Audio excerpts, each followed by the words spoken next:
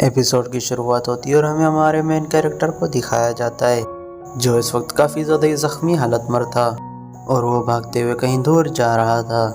लेकिन उसके जिस्म पर इतने वार किए गए थे कि वो चलते चलते वहाँ पर गिर जाता है और उसी की थोड़ी देर बाद वहाँ पर एक और बंदा आ जाता है जिसके हाथ में तलवार थी और इस बंदे का नाम टियान यूशी था। और वो जियान से कह रहा था कि तुम्हारी इतनी हिम्मत भी कैसे हुई कि तुम खुद को टॉप डिसेबल बताने लगे।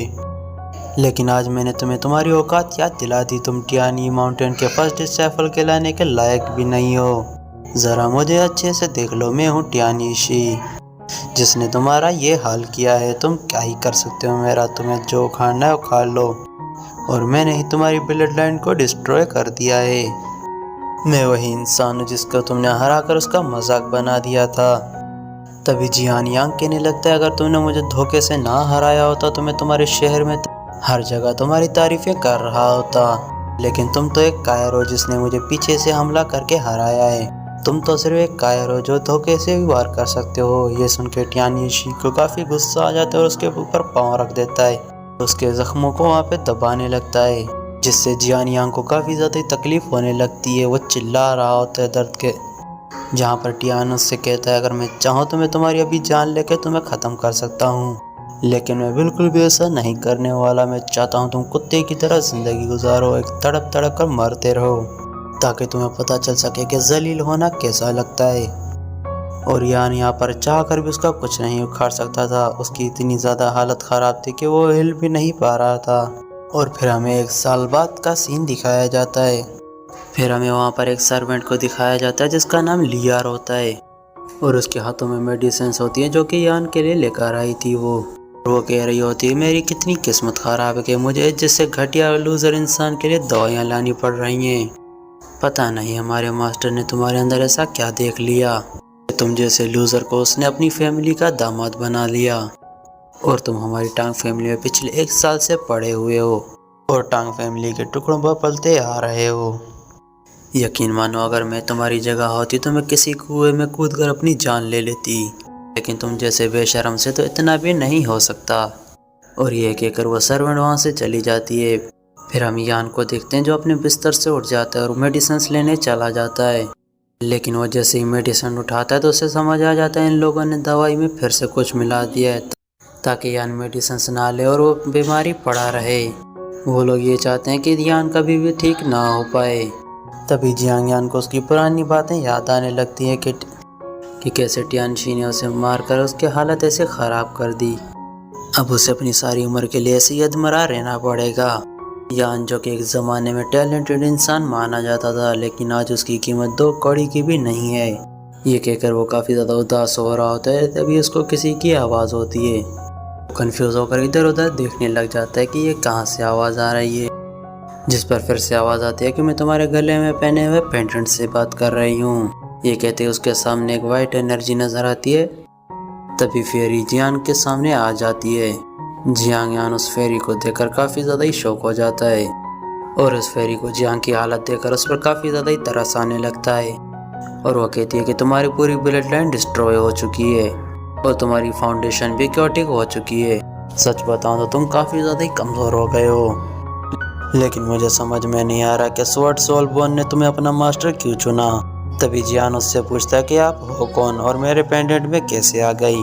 तभी फेरी उसे बताने लगती है कि मेरा नाम मेई है और मैं हेवनली स्वॉर्ड मेई की मास्टर हूँ और इस यूनिवर्स की सारी स्वॉर्ड टेक्निक मुझसे ही कमांड लेती हैं। लेकिन 10,000 साल पहले मुझे किसी अपने ने ही धोखा दे दिया था, जिस वजह से मैंने अपनी फिजिकल बॉडी खो दी और उसी वक्त से मैं इसी सोलबोर्न के अंदर थी। लेकिन बच्चे, तुम क्या मुझे बता सकते हो कि ये स्वॉर्ड सोलबोर्न तुम्हें कहाँ से मिला। तभी जियांग उसे बताता है कि ये पेंडेंट तो मुझे मेरी माँ ने अपनी मौत से पहले दिया था। फेरी में जियांग की मदर के बारे में सुनती है तो वो थोड़ा सोचने लगती है, लेकिन वो जियांग को उसके बारे में कुछ नहीं बताती। तभी वो जियांग से कहती है कि बच्चे, तुम क्या अपनी ब्लड लाइन को रिपेयर करके सुप्रीम स्वॉर्ड वे को सीखना चाहते हो। जिस पर जियांग कहता है, हाँ ज़रूर, क्यों नहीं, मैं तो सीखना चाहता हूँ। जिस पर वो फेरी को बताता है कि 1 साल पहले किसी ने मेरी ब्लड लाइन को डिस्ट्रॉय कर दिया था, जिसके चलते ही मैं अपनी जियांग फैमिली पर ही बोझ बन गया था, जिस वजह से उन लोगों ने मुझे एक यूजलेस इंसान समझ के मुझे टांग फैमिली की एक यंग लेडी के साथ शादी करा दी। और इससे 1 साल में टांग फैमिली ने मेरे साथ बहुत ही उल्टी सीधी हरकतें की हैं। अगर टांग फैमिली को मेरी जियांग फैमिली का डर ना होता तो मुझे अब तक मार चुके होते। अब मैं बार बार जलील होकर थक चुका हूँ, मुझे अपना बदला लेना है। मैं अपनी पावर दोबारा से हासिल करने के लिए कोई भी कीमत चुकाने के लिए तैयार हूँ। अभी फेरी में उससे कहती है कि मैं तुम्हारी ब्लड लाइन को ठीक करके तुम्हारी मार्शल आर्ट्स की पीक पर पहुंचने में मदद कर सकती हूँ, लेकिन बदले में तुम्हें भी मेरे लिए कुछ करना होगा और बदले में तुम मेरे लिए कुछ सोल ऑब्जेक्ट कलेक्ट करोगे ताकि मैं भी अपनी सोल और बॉडी को दोबारा से रीबिल्ड कर सकूं। अगर तुम्हें मेरी ये शर्तें मंजूर है तो मेरे सामने झुककर मेरे को अपना मास्टर मान लो। ये सुनते ही जियांग यान भी उसके सामने झुक जाता है और उसे कहता है कि मैं आपको अपना मास्टर मानता हूँ। तभी उससे फेरी कहती है कि मैं तुम्हारी स्वॉर्ड मेरिडियन को मर्ज करने में हेल्प करूँगी, जिस पर जियांग भी राजी हो जाता है। के बाद फेरी उसकी स्वॉर्ड मेरिडियन को फौज करने में लग जाती है और इस प्रोसेस में जियांग के आसपास चारों तरफ बहुत ही ज़्यादा एनर्जी घूम रही होती है, साथ में उसे काफ़ी ज़्यादा तकलीफ हो रही होती है। और तभी जियांग की बॉडी से बहुत ही पावरफुल एनर्जी निकलकर आसमान की तरफ जाने लगती है। आसमान में बहुत सारी तलवारें भी उड़ती हुई दिखती हैं। सारी टांग फैमिली के मेनर्स के सामने आ जाती हैं। टांग फैमिली का हेड देखकर कहता है कि ये सारा कुछ ज़ीरुआन की कल्टीवेशन की वजह से ही हो रहा होगा। इस पर उनका बेटा उन्हें बताने लगता है कि ज़ीरुआन हेवन मार्शल आर्ट की कल्टीवेशन कर रही होगी और मुझे लगता है उसने ब्रेक थ्रू भी कर लिया ही होगा और ये उसी वजह से हो रहा है।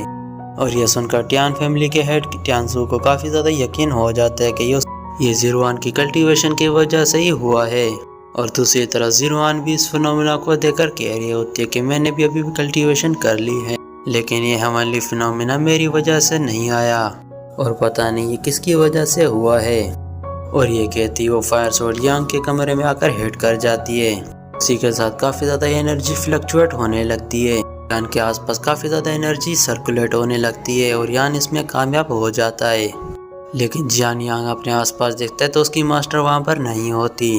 तो वो फिर कमरे से बाहर आ जाता है तो वो देखता है कि उसकी मास्टर वहाँ पर छत पर खड़ी होती हैं। अपनी मास्टर को जाकर बताने लगता है कि मैंने अपनी इटर्नल स्वॉर्ड मेरिडियन को फोर्ज कर लिया है।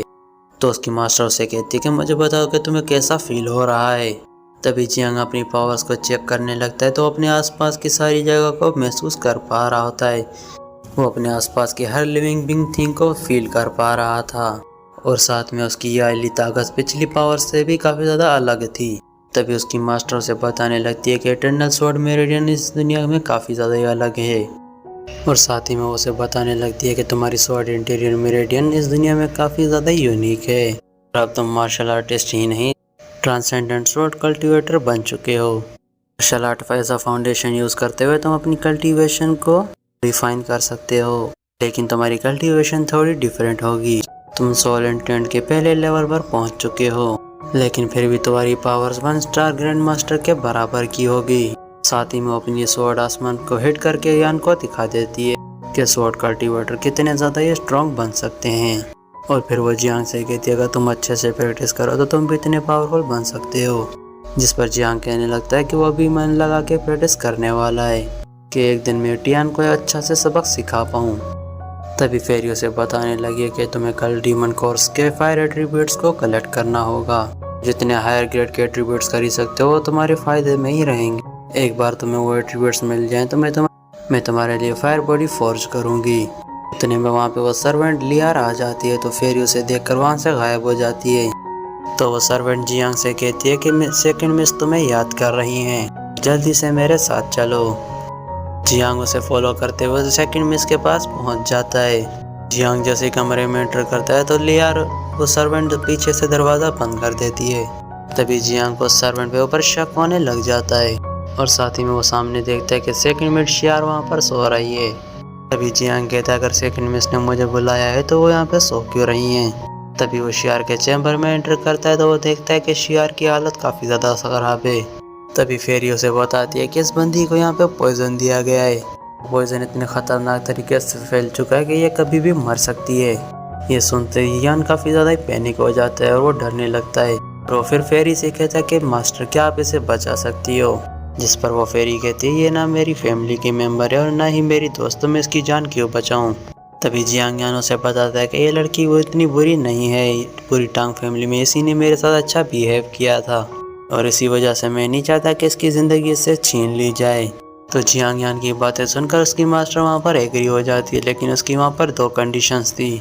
पहली यह है कि जियांग को उसके लिए सोल एट्रीब्यूट 1 महीने के अंदर ही ढूंढना होगा। दूसरी ये है कि जियांग को 1 साल के अंदर ही स्वॉर्ड इंटेंट रियल्म के पीक पर पहुंचना होगा। तो जियांग ये सुनकर उसके साथ एग्री हो जाता है। तभी फेरी कहते हैं कि तुम अपना प्रॉमिस पूरा तो कर पाओगे ना। तो जियांग कहता है हाँ, मुझे बिल्कुल पूरा भरोसा है, मैं अपने वादे से नहीं मुकरने वाला, मैं किसी भी कीमत पर अपना वादा पूरा करके रहूँगा। फेरी अपनी पावर का यूज़ करते हुए शिराओ को हेल्प करना शुरू कर देती है। वो उसे हील कर रही होती है पॉइजन से। तो वो फेरी बताती है कि ये अवेकन होने वाली है, लेकिन इसकी बॉडी से पॉइजन पूरी तरीके से रिमूव नहीं हुआ है और बाकी का बचा हुआ पॉइजन जियांग तुम्हें ही हटाना होगा। और वो ये कहती वहाँ से तुरंत ही गायब हो जाती है, क्योंकि वो शियाओ के सामने नहीं आना चाहती थी। और उतने में शियार को भी होश आ जाता है और शियार जैसे उठती है तो वो जियांग से कहने लगती है कि तुम मेरे रूम में क्या कर रहे हो। शियार जियांग को अपने रूम में देखकर चिल्लाने ही वाली होती है। जियांग उसका मुंह बंद कर देता है और उसे कहने लगता है कि तुम जैसा समझ रही हो वैसा कुछ भी नहीं है। तो शियार भी उसकी बात मान जाती है, जिसके बाद यान उसे सारी सिचुएशन एक्सप्लेन करने लगता है। लियार मुझे तुम्हारे रूम में लेकर आई थी कि वो कह रही थी कि तुमने मुझे बुलाया है, लेकिन जब मैं यहाँ आया तो तुम बेहोश थी, तुम्हें पॉइजन दिया गया था। तभी शियार उसे बताती है कि लेकिन मैंने तुम्हें मिलने नहीं बुलाया था। जब शियार अपनी बॉडी पर पॉइजन के निशान देखती है तो वो काफ़ी ज़्यादा पैनिक करने लगती है। वो सोच रही होती है कि उसे पॉइजन किसने ही दिया होगा, लेकिन यान सारी प्लानिंग समझ जाता है। वो कहने लगता है यह पक्का सर्वेंट लियार का काम होगा, वो मुझे फंसाने के लिए तुम्हें पॉइजन दे दिया ताकि वो सारा इल्ज़ाम मेरे ऊपर लगा सके।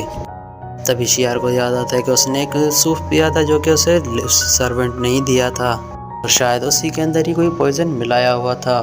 तभी यान उसे बताता है कि तुम्हारी बॉडी में अभी भी कुछ पॉइजन रहता है, तो वो उसे काउंटर करने के लिए बैठ जाता है। तभी यान अपनी स्वॉर्ड एनर्जी की वजह से उसकी बॉडी का चैनल करना शुरू कर देता है। तो जैसे ही वहाँ पर सारा पॉइजन वैनिश हो जाता है तो वो वहाँ पर बेहोश हो जाती है। तभी वहाँ पर वो सर्वेंट लियार अपने 2 साथियों को लेकर आ जाती है और वो जियांग के ऊपर वहाँ पर इल्ज़ाम लगाने लगते हैं कि ये सारा कुछ उसने सेकंड लेडी शियार के साथ किया है। तो ये कहते वो दोनों सर्वेंट भी जियांग के ऊपर अटैक कर देते हैं, लेकिन इतने में जियांग अपना एक स्वॉर्ड इंटेंट रिलीज करता है, उन तीनों को वहाँ पर कमरे से दूर उठा के फेंक देता है। साथ ही वो उन तीनों से पूछता है कि तुम शियार को नुकसान क्यों पहुँचाना चाहते थे। उन तीनों ने वहाँ पर अपने स्पिरिचुअल बीस्ट को समन करते हुए यान के ऊपर अटैक करना शुरू कर दिया था। जियांग अपनी स्वॉर्ड एनर्जी को यूज़ करते हुए अपनी एक फॉर्मेशन टेक्निक को यूज़ करता है, जिससे वो कई ज़्यादा तलवारों से एक ही साथ उन बीस्ट पर हमला करता है और वो सारे बीस्ट वहाँ पर डिस्ट्रॉय हो जाते हैं। इसका असर उन तीनों कल्टीवेटर्स के ऊपर भी पड़ जाता है, लेकिन उन्हें तो अभी तक भी समझ नहीं आ रहा था कि जियांग ने अपनी पावर्स को रिकवर कब किया। लेकिन जियांग आगे बढ़ते हुए कहता है कि मेरे सब्र की भी एक लिमिट है। तो वो उनसे काफ़ी गुस्से में कहता है कि मुझे सच से बताओ, तुम शियार को मारकर उसकी मौत का इल्ज़ाम मेरे ऊपर क्यों लगाना चाहते थे। लेकिन लियार तो अभी भी झूठ बोल रही होती है। वो कहने लगती है कि ये सारा तुमने किया और हम पे इल्ज़ाम लगाना चाहते हो। तुम चाहे जितना भी हमें मार लो, लेकिन हम कुछ भी नहीं करने वाले। अगर सोचो हमने यह बात फर्स्ट मिस को बता दी तो वो तुम्हारा क्या हाल करेगी जियांग।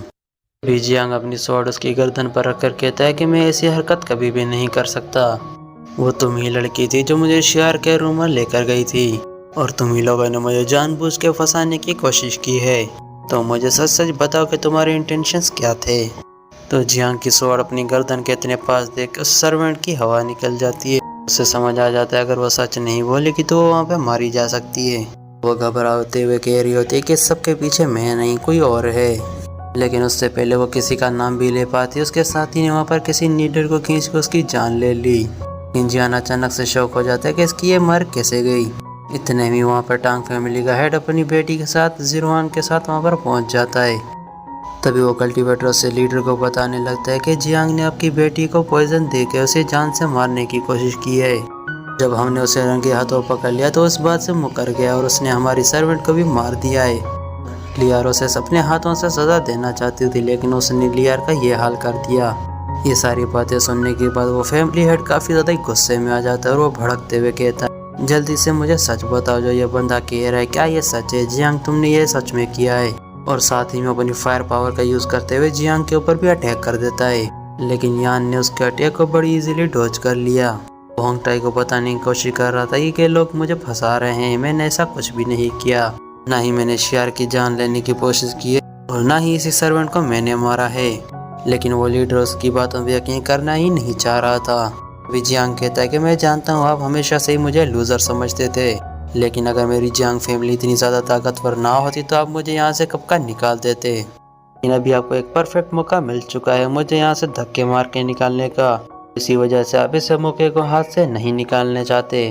तभी ज़ीरो-1 वहाँ पर कहने लगती है कि तुम मेरे फादर पे ऐसे इल्ज़ाम नहीं लगा सकते। और इसी लड़की के साथ 1 साल पहले जियांग की शादी की गई थी। जियांग भी कहने लगता है कि 1 साल के अंदर तुमने कभी भी मुझे एज अ हस्बैंड ट्रीट नहीं किया, तो मैं भी तुम्हारे फादर की रिस्पेक्ट क्यों ही करूं? उन्होंने हमेशा ही मुझे टॉर्चर किया है।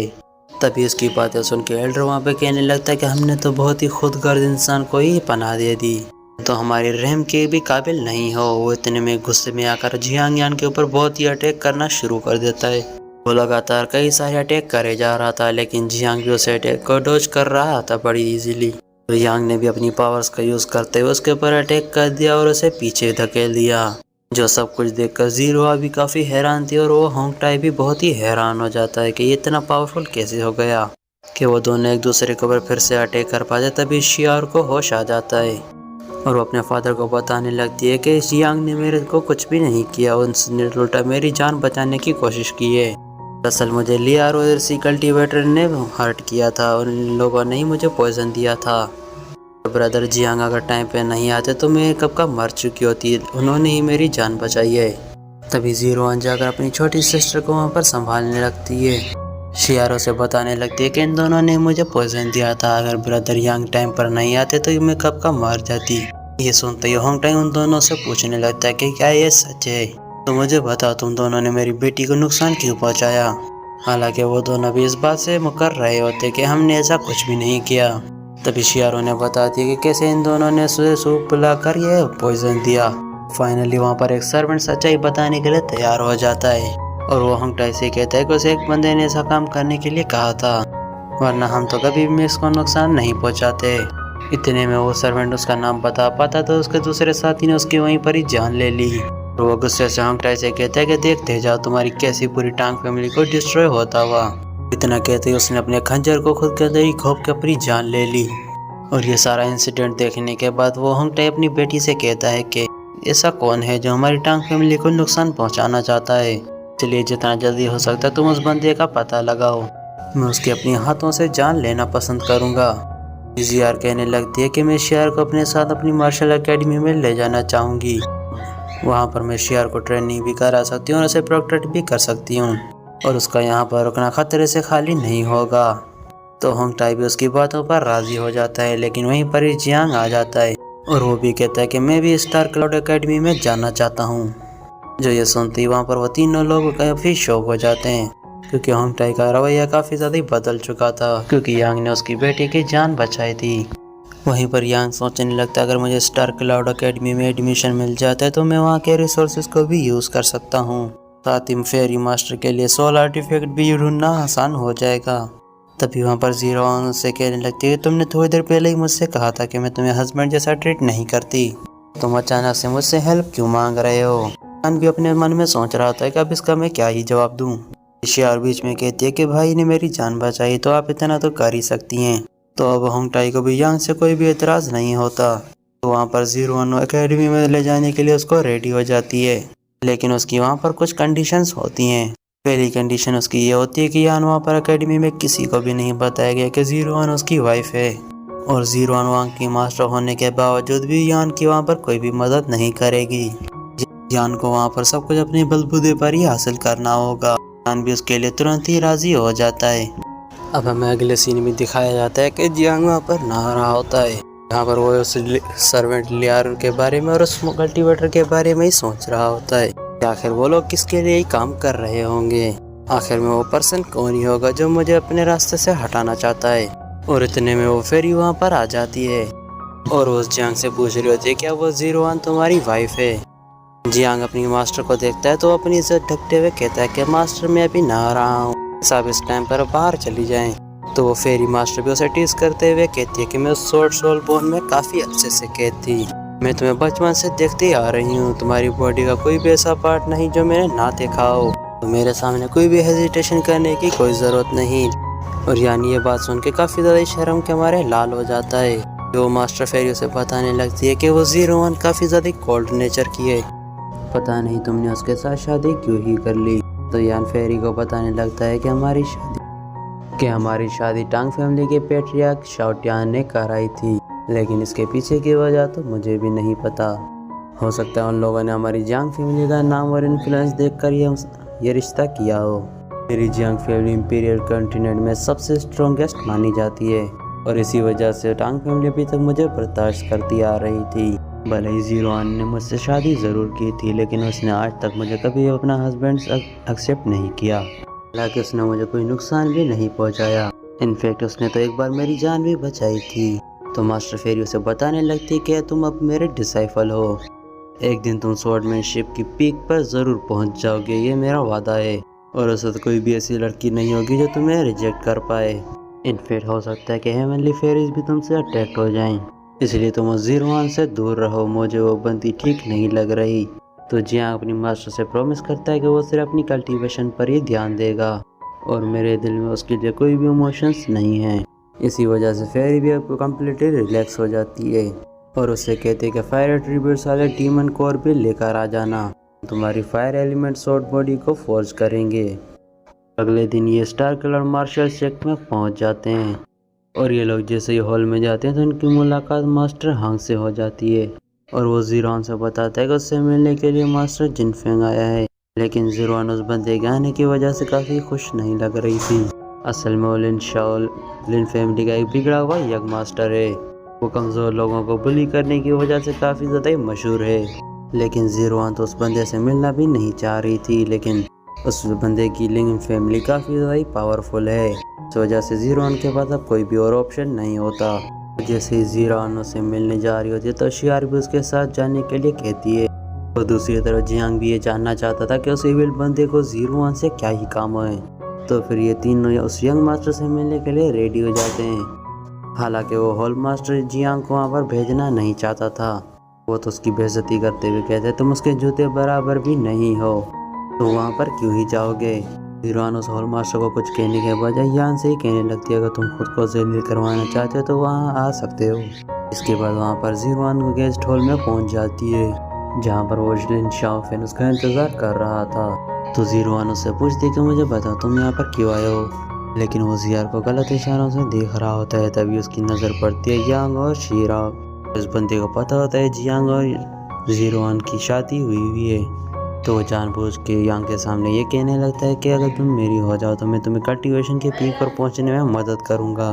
इस पर 01 उसे कहने लगती कि मैं स्टार क्लाउड एकेडमी की मास्टर हूँ, कोई मामूली फैमिली की स्टेट्स नहीं जहाँ पर तुम आकर बदतमीजी कर सकते हो। मैं तुम्हें सलाह दूंगी कि तुम अपने बर्ताव को सुधार लो, वरना इसका अगली बार अंजाम और भी बुरा हो सकता है। जिस पर शाओफेंग कहने लगता है कि तुम तो बेवजह मुझ पर नाराज़ हो रही हो, मैं तो बस तुम्हें अपना बनाना चाहता हूँ। अगर तुम चाहो तो मैं इस जियांग के साथ तुम्हारी मंगनी तोड़वा सकता हूँ। लेकिन इस बेवकूफ़ को ये नहीं पता कि इनकी मंगनी नहीं शादी हुई है। वहाँ पर दूसरी तरफ जियांग को भी इस बंदे के ऊपर काफ़ी ज़्यादा गुस्सा आ रहा होता है, लेकिन वो आज पहले दिन इस सेट पर कोई तमाशा नहीं खड़ा करना चाहता। और दूसरी तरफ शियार भी शाओफेंग के ऊपर चिल्लाने लगती है ये हमारी फैमिली का आपसी मामला है, तो तुम इसमें बीच में दखल ना ही दो तो अच्छा है। तुम एक आउटसाइडर के अलावा और कुछ भी नहीं हो, तो तुम फालतू में अपनी नाक क्यों ही उड़ा रहे हो। और उसकी बातें सुनने के बाद शाओफेंग तो पागलों की तरह हंसने लगता है और कहता है तुम इस बंदे को फैमिली का मेंबर क्यों ही मान रहे हो, तो सिर्फ एक ही लूजर है। इसने तो अभी तक अपनी ब्लड लाइन को भी अवेकन नहीं किया और इस बंदे की इतनी औकात भी नहीं थी कि 01 के साथ शादी कर पाए। और उसके बाद शाओफेंग कहने लगता है कि मुझे वैसे भी एक कुत्ता पालना, अगर जियांग यान इंटरेस्टेड है तो मैं इसे 2 वक्त की रोटी भी दे सकता हूँ।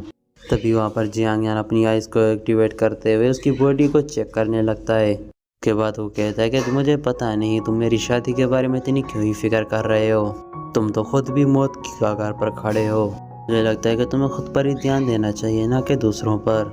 ये बात सुनते ही वो जियांग के ऊपर काफ़ी ज़्यादा भड़क जाता है और वो कहता है गुस्से से तुम्हारी इतनी हिम्मत हुई कि तुम मुझे कर्ज कर सको, जैसे कच्चे इंसान को तो मैं अपनी एक हाथ से ही मरोड़ कर मार दूँ। लेकिन यान उसकी फालतू बातों पर ध्यान नहीं दे रहा था। वो उससे कहता है कि पिछले कुछ दिनों से तुम्हारे सर में कुछ इक्विपमेंट्स पे तुम्हें दर्द हो रहा होगा, जिसके चलते तुम रात को ठीक से सो भी नहीं पाते। क्यों, मैं सही कह रहा हूँ ना? अगर तुम्हें नींद आ भी जाए तो तुम्हें डरावने नाइटमेयर्स आते हैं। कि ये बात सुनने के बाद शॉफिन काफ़ी ज़्यादा ही भड़क जाता है। वो उल्टा कहने लगता है कि मेरे साथ तो ऐसा कुछ भी नहीं हुआ, तुम फालतू मोल्टी सीधी बातें ना ही करो तो अच्छा है। यहाँ पे वो अपना स्पिरिचुअल बीस्ट वहाँ पे समन करने वाला था, लेकिन तभी जीरो बीच में जाकर उसके अटैक को वहाँ पर फेल कर देती है। वो वहाँ पर गुस्से से कहने लगती है कि शॉफिन, तुम यहाँ पर अपनी मर्दमाजी नहीं कर सकते। यहाँ पर शॉफिन कहने लगता है कि इस बंदे ने मुझे यहाँ पर कर्ज किया था। इसकी बातें तुम्हें सुनाई नहीं दे रही थी कि इसने हमसे क्या कहा? मैं यहाँ पर लिंक फैमिली का यंग मास्टर और अपनी ऐसी रेपुटेशन को डैमेज होता हुआ नहीं देख सकता। पर यांग कहने लगता है कि लिन शॉफिन में यहाँ पर कोई झूठ नहीं बोल रहा। और वो कहने लगता है कि तुम्हारा फोरहेड डार्क हो चुका है और हाल ही में मेरे ख्याल से तुमने किसी को ख़त्म किया था और किसी शख्स ने मरने से पहले तुम पर यह कर्ज लगा दिया। और यहाँ पर शॉफिन काफ़ी ज़्यादा हैरान होता है कि जियांग को ये सारी बातें कैसे पता चल गई। उसके तो वहाँ पर डर के हमारे पसीने छूटने लगते हैं। मैं तुम्हारे सिम्टम्स देखकर ही पता कर सकता हूँ कि तुम्हारे साथ क्या चल रहा है। तुम्हें किसी एक इविल स्पिरिट ने पोजेस किया है और उस इविल स्पिरिट तुम्हारी सारी की एनर्जी को खा जाएगा। जिस दिन वो सारी एनर्जी खा गया तो उस दिन तुम्हारी मौत हो जाएगी। इनफैक्ट कोई भी ग्रेट इमॉर्टल तुम्हें यहाँ पर बचा नहीं पाएगा। पर शॉफिन काफ़ी ज़्यादा ही पैनिक हो जाता है और उसकी यह हालत देखकर शिया और जिया इरफान क्योंकि वहाँ पर हंसी निकल जाती है। ये बंदा हमेशा दूसरों को बुली करता था, लेकिन आज देखो यान ने इसको काफ़ी अच्छा सबक सिखाया है आज। जी हाँ, वहाँ पर शॉफिंग से कहने लगता है कि मुझे लगता है तुम्हें तो अभी तक पता भी नहीं चला कि तुम एक कर्स्ड हो चुके हो। उससे कहता है कि चलो ठीक है, अब तुम अपने इक्विपमेंट को हल्का सा प्रेस करो। अगर तुम्हें वहाँ पर हल्की सी भी तकलीफ होती है तो तुम समझ जाना कि तुम पोजेस हो चुके हो। यहाँ पर शॉफिन उसकी बात मानते हुए अपने इक्विपमेंट्स को प्रेस करता है, लेकिन उससे काफ़ी ज़्यादा ही दर्द होता है। वहाँ पर वो हैरान हो जाता है कि उसे ऐसा क्यों हो रहा है। तो वो कहने लगता है ये तो वाकई में सच है, मैं किसी इविल स्पिरिट की वजह से पोजेस हो चुका हूँ। तो जियांग उससे कहने लगता है कि सुनो मेरी बात, अगर तुम बुरी काम करोगे तो तुम्हारे साथ भी बुरा ही होगा। तो तुम सिर्फ घर जाकर अपनी मौत का इंतज़ार ही कर सकते हो। ये सुनने के बाद शॉफिन भी काफ़ी ज़्यादा भड़क जाता है और वो कहने लगता है कि सिर्फ जीरो की वजह से मैं तुम्हें ज़िंदा छोड़ रहा हूँ। आज तुम तो मेरे हाथों मरने वाले थे। इसके बाद वो वहाँ से गुस्से से चला जाता है। उसके जाने के बाद शियार वहाँ से जियांग यान से पूछने लगती है कि जीजू, आपने जो से बोला क्या वो सब सच है? तो जियांग कहने लगता है कि हाँ वो सब सच था, लेकिन मैं पूरी तरह से श्योर भी नहीं हूँ। जो भी पर्सन काफ़ी वक्त से बीमार होता है कॉम्प्लेक्शन भी डल हो जाता है। तो मैंने तो सिर्फ एक अंदाज़ा लगाया था, हालांकि जियांग को पता होता है उसने जो भी बोला है वो सच बोला है, क्योंकि जियांग के पास जो सोल बोन है उसमें दूसरों के इलनेस को ट्रेस करने की एबिलिटी है। वो इस एबिलिटी से सामने वाले के बंदे की बीमारी के बारे में पता कर सकता है और ये इस बात को सीक्रेट रखना चाहता है। तो वो कहने लगता है कि शॉफिंग ने हमेशा ही इविल काम किए हैं, इसलिए मैंने उसे बेवजह डरा दिया था। दूसरी तरफ हम शॉफिंग को देखते हैं जो अपने सर्वेंट से कह रहा होता है कि रेड मून अकेडमी से सबसे काबिल और टॉप लेवल के हीलर को बुलाओ, क्योंकि मैं खुद का चेकअप करवाना चाहता हूँ। और जैसे ही मैं सबसे पहले हील हो गया तो मैं इस जियांग को ख़त्म कर दूंगा। और अगले सीन में हम देखते हैं जीरो जियांग की एबिलिटी को देखकर काफ़ी ज़्यादा इम्प्रेस हो जाती है, लेकिन वो ये बात दिखाना नहीं चाहती थी। इनफैक्ट वो तो जियांग को अपनी कल्टीवेशन करने पर इंसिस्ट कर रही होती है ताकि वो किसी से बेवजह दुश्मनी ना ले। के बाद वो एल्डर होंग को ऑर्डर देती है कि वो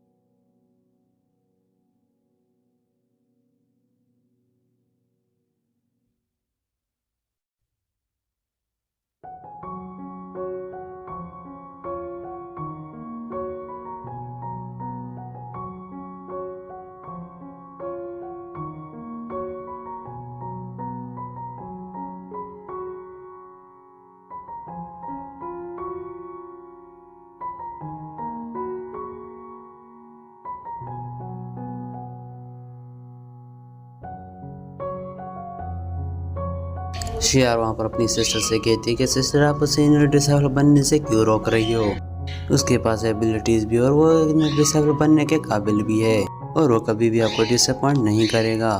तो ज़ीरो उसे बताती है कि पहले ही मैं यहाँ पर मास्टर हूँ, लेकिन कई लोग मुझसे मेरी पोजीशन ही छीनना चाहते हैं और मैंने यहाँ तक पहुँचने में कड़ी मेहनत करी है, इसलिए मैं ऐसी कोई भी गलती नहीं कर सकती जिससे मेरी पोजीशन मुझसे छीन ली जाए।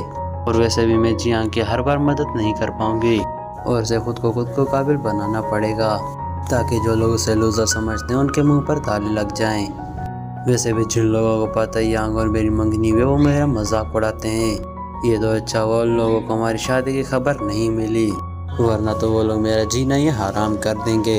दूसरी तरफ वो एल्डर वांग को दिखते जो कि जियांग को एग्जामिनेशन हॉल में लेकर आ गया था।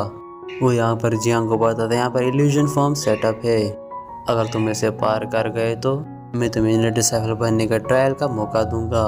और जियांग को ये बात पता होती है इल्यूजन फॉर्मेशन कई सारे ट्रैप से भरा हुआ है और इसमें अगर एक बार कुछ चला गया तो वो बिना इंजर्ड हुए बाहर नहीं आ सकता। तो अपनी मास्टर से कहता है कि आप इस फॉर्मेशन को ब्रेक करने में मेरी हेल्प करोगी कि इनर डिसेबल बनने के लिए ये स्टेप काफ़ी ज़्यादा इम्पोर्टेंट है। अगर मैं एक बार इनर डिसेबल बन गया तो हमारे पास काफ़ी ज़्यादा रिसोर्सेज आ जाएंगे। तो उसकी मास्टर फिर उसे कहने लगती है तुम इसे एक बार ब्रेक करने की कोशिश करना, अगर तुमसे ये नहीं हो पाया तो मैं तुम्हारी हेल्प कर दूंगी। इसलिए जियांग तुरंत ही उस इनर फॉर्मेशन में पहुंच जाता है। वहाँ से टोटली इन्वायरमेंट लावा की तरह दिखाई देता है और जैसे जियांग अंदर घुसता है तो उसे आग में डालकर भून देते हैं, जिससे जियांग को काफ़ी ज़्यादा तकलीफ हो रही होती है। जिस पर मास्टर फेरी उसे बताती है ये सिर्फ एक इल्यूजन है, तुम अपने डाउ हार्ट को इससे अफेक्ट मत होने देना। जियांग उस पेन को कंट्रोल करते हुए आगे बढ़ता है, साथ पर उसके ऊपर जो भी हमले हो रहे होते हैं तो वो उसके अपनी स्वॉर्ड एनर्जी से डिस्ट्रॉय करता जा रहा था। और दूसरी तरफ होंग ये सब देखकर काफ़ी ज़्यादा गुस्सा आ जाता है, उसको कह रहा होता है आखिर ये बंदा इस फॉर्मेशन में इंजर्ड क्यों नहीं हुआ, और लेकिन कोई नहीं है, इस बार ये बंदा यहाँ पर बच नहीं सकता। और होंग उस फॉर्मेशन को मैनिपुलेट करते हुए उसके अंदर एक पपेट भेज देता है, जो देखकर जियांग यान भी वहाँ पर हैरान हो जाता है। इन मास्टर फेरी जियांग को अपनी स्वॉर्ड इंटेंट देते हुए उस पपेट को वहाँ पर डिस्ट्रॉय कर देती है, जिसके चलते वहाँ पर जियांग उस इल्यूजन फॉर्मेशन को पास करते हुए वहाँ पर बाहर आ जाता है। होंग को वहाँ पर बिल्कुल भी यकीन नहीं आ रहा था कि यह बंदा फॉर्मेशन को पास करके बाहर कैसे आ गया। जियांग उस होंग मास्टर से कहता है कि सीनियर प्लीज मुझे एग्जामिनेशन हॉल में लेकर जाएं। पर होंग काफ़ी ज़्यादा हैरान हो जाता है और उससे कहता है कि बच्चे मुझे सच बताओ क्या तुम एक फॉर्मेशन मास्टर हो। पर वो कहने लगता है कि नहीं, लेकिन ऐसी बेकार सी फॉर्मेशन मुझे नहीं हरा सकती। तो होंग मास्टर कहता है कि मैं जानता हूँ तुम्हारी ब्लड लाइन अभी तक आगे नहीं हुई है। डिसेबल के एग्जामिनेशन को पास करने के लिए तुम्हारे पास एक एक्सेप्शनल टैलेंट होना चाहिए, इसलिए मैं ये डिवाइन टेक्निक तुम्हें देना चाहता हूँ और इसे ग्रीन टाइगर सील भी कहा जाता है। और इसके मास्टर करने के बाद तुम छोटी मोटी मिस्ट्री को आसानी से पार कर सकते हो। तो जियांग भी इस स्क्रॉल को एक्सेप्ट कर लेता है, लेकिन उसको ये बात पता होती है कि एल्डर होंग के इसके पीछे कुछ ना कुछ साजिश होगी। अब नेक्स्ट सीन हम देखते हैं यांग जियान उस एल्डर के दिए हुए स्क्रॉल को प्रैक्टिस कर रहा होता है, लेकिन वो जानता था इस एल्डर के इरादे बिल्कुल भी नेक नहीं है, क्योंकि ये बंदा उसे बिल्कुल भी पसंद नहीं करता था। जब जियांग उस स्क्रॉल को ओपन करता है तो उसको एक टाइगर सील दिखाई देती है। जियांग को पता होता है ये तो खतरनाक जरूर होगा, लेकिन जियांग को एक इनर डिसेबल बनना था तो उसने ये रिस्क उठा लिया। वो तुरंत ही उस स्किल को मास्टर करने के लिए बैठ जाता है। यहाँ पर एक ग्रीन फॉर्मेशन एक्टिवेट हो जाती है। ग्रीन फॉर्मेशन के अंदर एक ग्रीन टाइगर भी अपीयर होता है, लेकिन वो जियांग के ऊपर अटैक करने के बजाय उसको अपनी पावर्स देने लग जाता है, जो देख के एल्डर होंग के वहाँ पर होश उड़ जाते हैं। यहाँ पर जियांग ने उस कुछ ही पलों के अंदर उस टेक्निक को मास्टर करके उसको यूज कर लिया था। उसने पिलर की तरफ एम करते हुए उसको उधर रिलीज कर दिया, जिसके चलते वहाँ पर काफी ज्यादा क्रैक्स पड़ने लगते हैं। ये सब देख के एल्डर काफी दंग रह जाता है। उसके हिसाब से इस पावर को मास्टर करने के लिए डिवाइन अर्थ और डिवाइन हेवन की पावर की रिक्वायरमेंट्स होती हैं। वही लोग इसको मास्टर कर सकते हैं जिनके पास परफेक्शन लेवल की सुपर पावर्स हों, लेकिन इस बंदे ने 30 सेकंड के अंदर इस चीज़ को मास्टर कर लिया। लेकिन होंग को लग रहा होता है कि जियांग इस सील की वजह से इंजर्ड हो जाएगा, लेकिन उसको तो कुछ भी नहीं होता। लेकिन यहाँ पर तो उल्टा ही हो जाता है, जिस पर वो एल्डर जियांग से कहता है कि तुमने इतनी जल्दी इस सील को कैसे सीख लिया। पर जियांग जवाब देते हुए कहते हैं कि सीनियर ये तो मुझे भी नहीं पता, मैंने बस ट्राई किया और वो हो गया। भी अगर सच बताऊं तो 1 साल बाद किसी स्किल को ट्राई किया है और मुझे भी नहीं पता था कि मैं एक बारी में कामयाब हो जाऊंगा। खैर, जब मैंने आपका ये ग्रीन टाइगर सील सीख लिया है तो आप मुझे आप भी मुझे इनर डिसेबल बना लीजिए। लेकिन वो होंग तो चाहता ही नहीं था कि ये बंदा यहाँ का इनर डिसेबल बने, इसलिए उसने जियांग को साफ साफ मना कर दिया। और वो कहने लगता कि मेरे ख्याल से तुमने यहाँ पर कोई चीटिंग की है, इसलिए मैं दोबारा से तुम्हारा टेस्ट लूँगा। जिस पर जियांग कहने लगता है कि पता नहीं सीनियर आपको ऐसा क्यों लग रहा है, लेकिन मैंने ऐसा कुछ भी नहीं किया। मैंने तो आपके सामने ही सारा कुछ किया है। मैंने आपके सामने ही दोनों असाइनमेंट्स क्लियर किए हैं, लेकिन फिर भी आप मुझ पर ही इल्ज़ाम लगा रहे हो। मुझे तो लगता है ये स्टार क्लाउड एकेडमी के रूल्स के खिलाफ होगा। जिस पर एल्डर होंग कहने लगता है कि यहाँ के रूल्स तो सिर्फ हम बनाते हैं, और मैं अच्छे से जानता हूँ कि तुमने कोई चीटिंग की है, और इसीलिए तुम्हें मेरी बात माननी होगी। और अगर तुम मना करोगे तो उसको तुम्हारा फेलियर समझ के तुम्हें रिजेक्ट कर दिया जाएगा। जिस पर जियांग कहने लगता है कि एल्डर होंगे, अगर आपको मेरी बातों पर यकीन नहीं है तो मेरी मैजिकल पावर का टेस्ट लेने का कोई मोड ही नहीं बनता। अगर मैं टेस्ट दूंगा तो आप मुझे फिर से ही चीटर बुला के मुझे यहाँ से निकाल दोगे। इसका तो फिर से कोई फायदा ही नहीं होने वाला। और ये बात सुनते होंग को हंसी आने लगती है और कहता है अच्छा हुआ कि तुमने हार मान ली, क्योंकि तुम इनर पैलेस के डिसेबल बनने के लायक ही नहीं हो। अगर तुम्हें आउटर डिसेबल बनना है तो मैं तुम्हारा नाम अभी ही रजिस्टर कर लूँगा। पर जियांग कहने लगता है कि मैं अपना हक कभी भी नहीं छोड़ता। अगर जो चीज़ मुझे हासिल करनी है तो मैं हासिल करके ही रहूँगा। और इस एग्ज़ाम को मैंने पूरी ईमानदारी के साथ पास किया था। ना तो जिद पर ही अड़े और उस बात को मानने को तैयार ही नहीं हो, तो ना हम किसी और ही रास्ते का यूज़ करके इस सिचुएशन को हैंडल करें। मैंने सुना है जिंगजिन फ्रैक्चर में किसी को भी ऊपर लेवल पर जाने के लिए 5 सितारों से परमिशन लेनी पड़ती है। अगर उसे 5 स्टार से रिकग्नाइजेशन मिल जाए तो वो आगे जा सकता है। और जहाँ तक मुझे पता है कि उन 5 स्टार को हमारे स्टार किंग और 4 मिनिस्टर रिप्रेजेंट करते हैं, तो क्यों ना मैं उन्हीं से ही अप्रूवल ले लूँ। अगर उन्हें लगता है कि मैं ठीक हूँ तो ही वो लोग मुझे अप्रूव कर लेंगे। लेकिन उसके बाद आपको मुझे इनर डिसेबल बनाना ही होगा, और फिर इनर पैलेस में जाकर मुझे आप कल्टीवेशन करने से नहीं रोक सकते। और ये बात सुनते ही होंग टाई की वहाँ पर हंसी छूट जाती है, और वो कहता है कि वो बच्चे तुम्हें क्या सच में लगता है कि स्टार किंग जवान तुम्हें रिकॉग्नाइज करने आ रहे हैं? वहाँ पर बड़े कल्टीवेटर्स को भी इतना भाव नहीं देता तो तुम क्यों क्या ही चीज़ हो। लेकिन जियांग को वहाँ पर खुद पर काफ़ी ही यकीन होता है, और वो कहता है एल्डर किंग मैं जानता हूँ वो मुझे ज़रूर से अप्रूव करेंगे। अगर वो नहीं करते तो मैं इस सिटी को छोड़कर यहाँ से चला जाऊँगा। और ये बात सुनते ही होंग वहाँ पर काफ़ी ज़्यादा खुश हो जाता है, क्योंकि वो तो यही चाहता था कि ये बंदा यहाँ से दफ़ा हो जाए। उसके बाद वो कहता है चलो ठीक है बच्चे, मैं भी देखता हूँ तुम स्टार किंग और उनके असिस्टेंट से कैसे अप्रूवल लेते हो। इसके बाद वो उसी हॉल में पहुँच जाते हैं जहाँ पर स्टार किंग का स्टेचू मौजूद था, और वो कहते हैं कि यह जिंगून कंट्री के सबसे पहले लॉर्ड जिंगवान, और इन्हें यहाँ पर स्टार किंग के नाम से जाना जाता है। यहाँ पर एल्डर होंग जियांग को बता रहे थे कि तुम कभी भी स्टार किंग को अवेकन नहीं कर सकते, लेकिन तुम अगर उन्हें अवेकन करके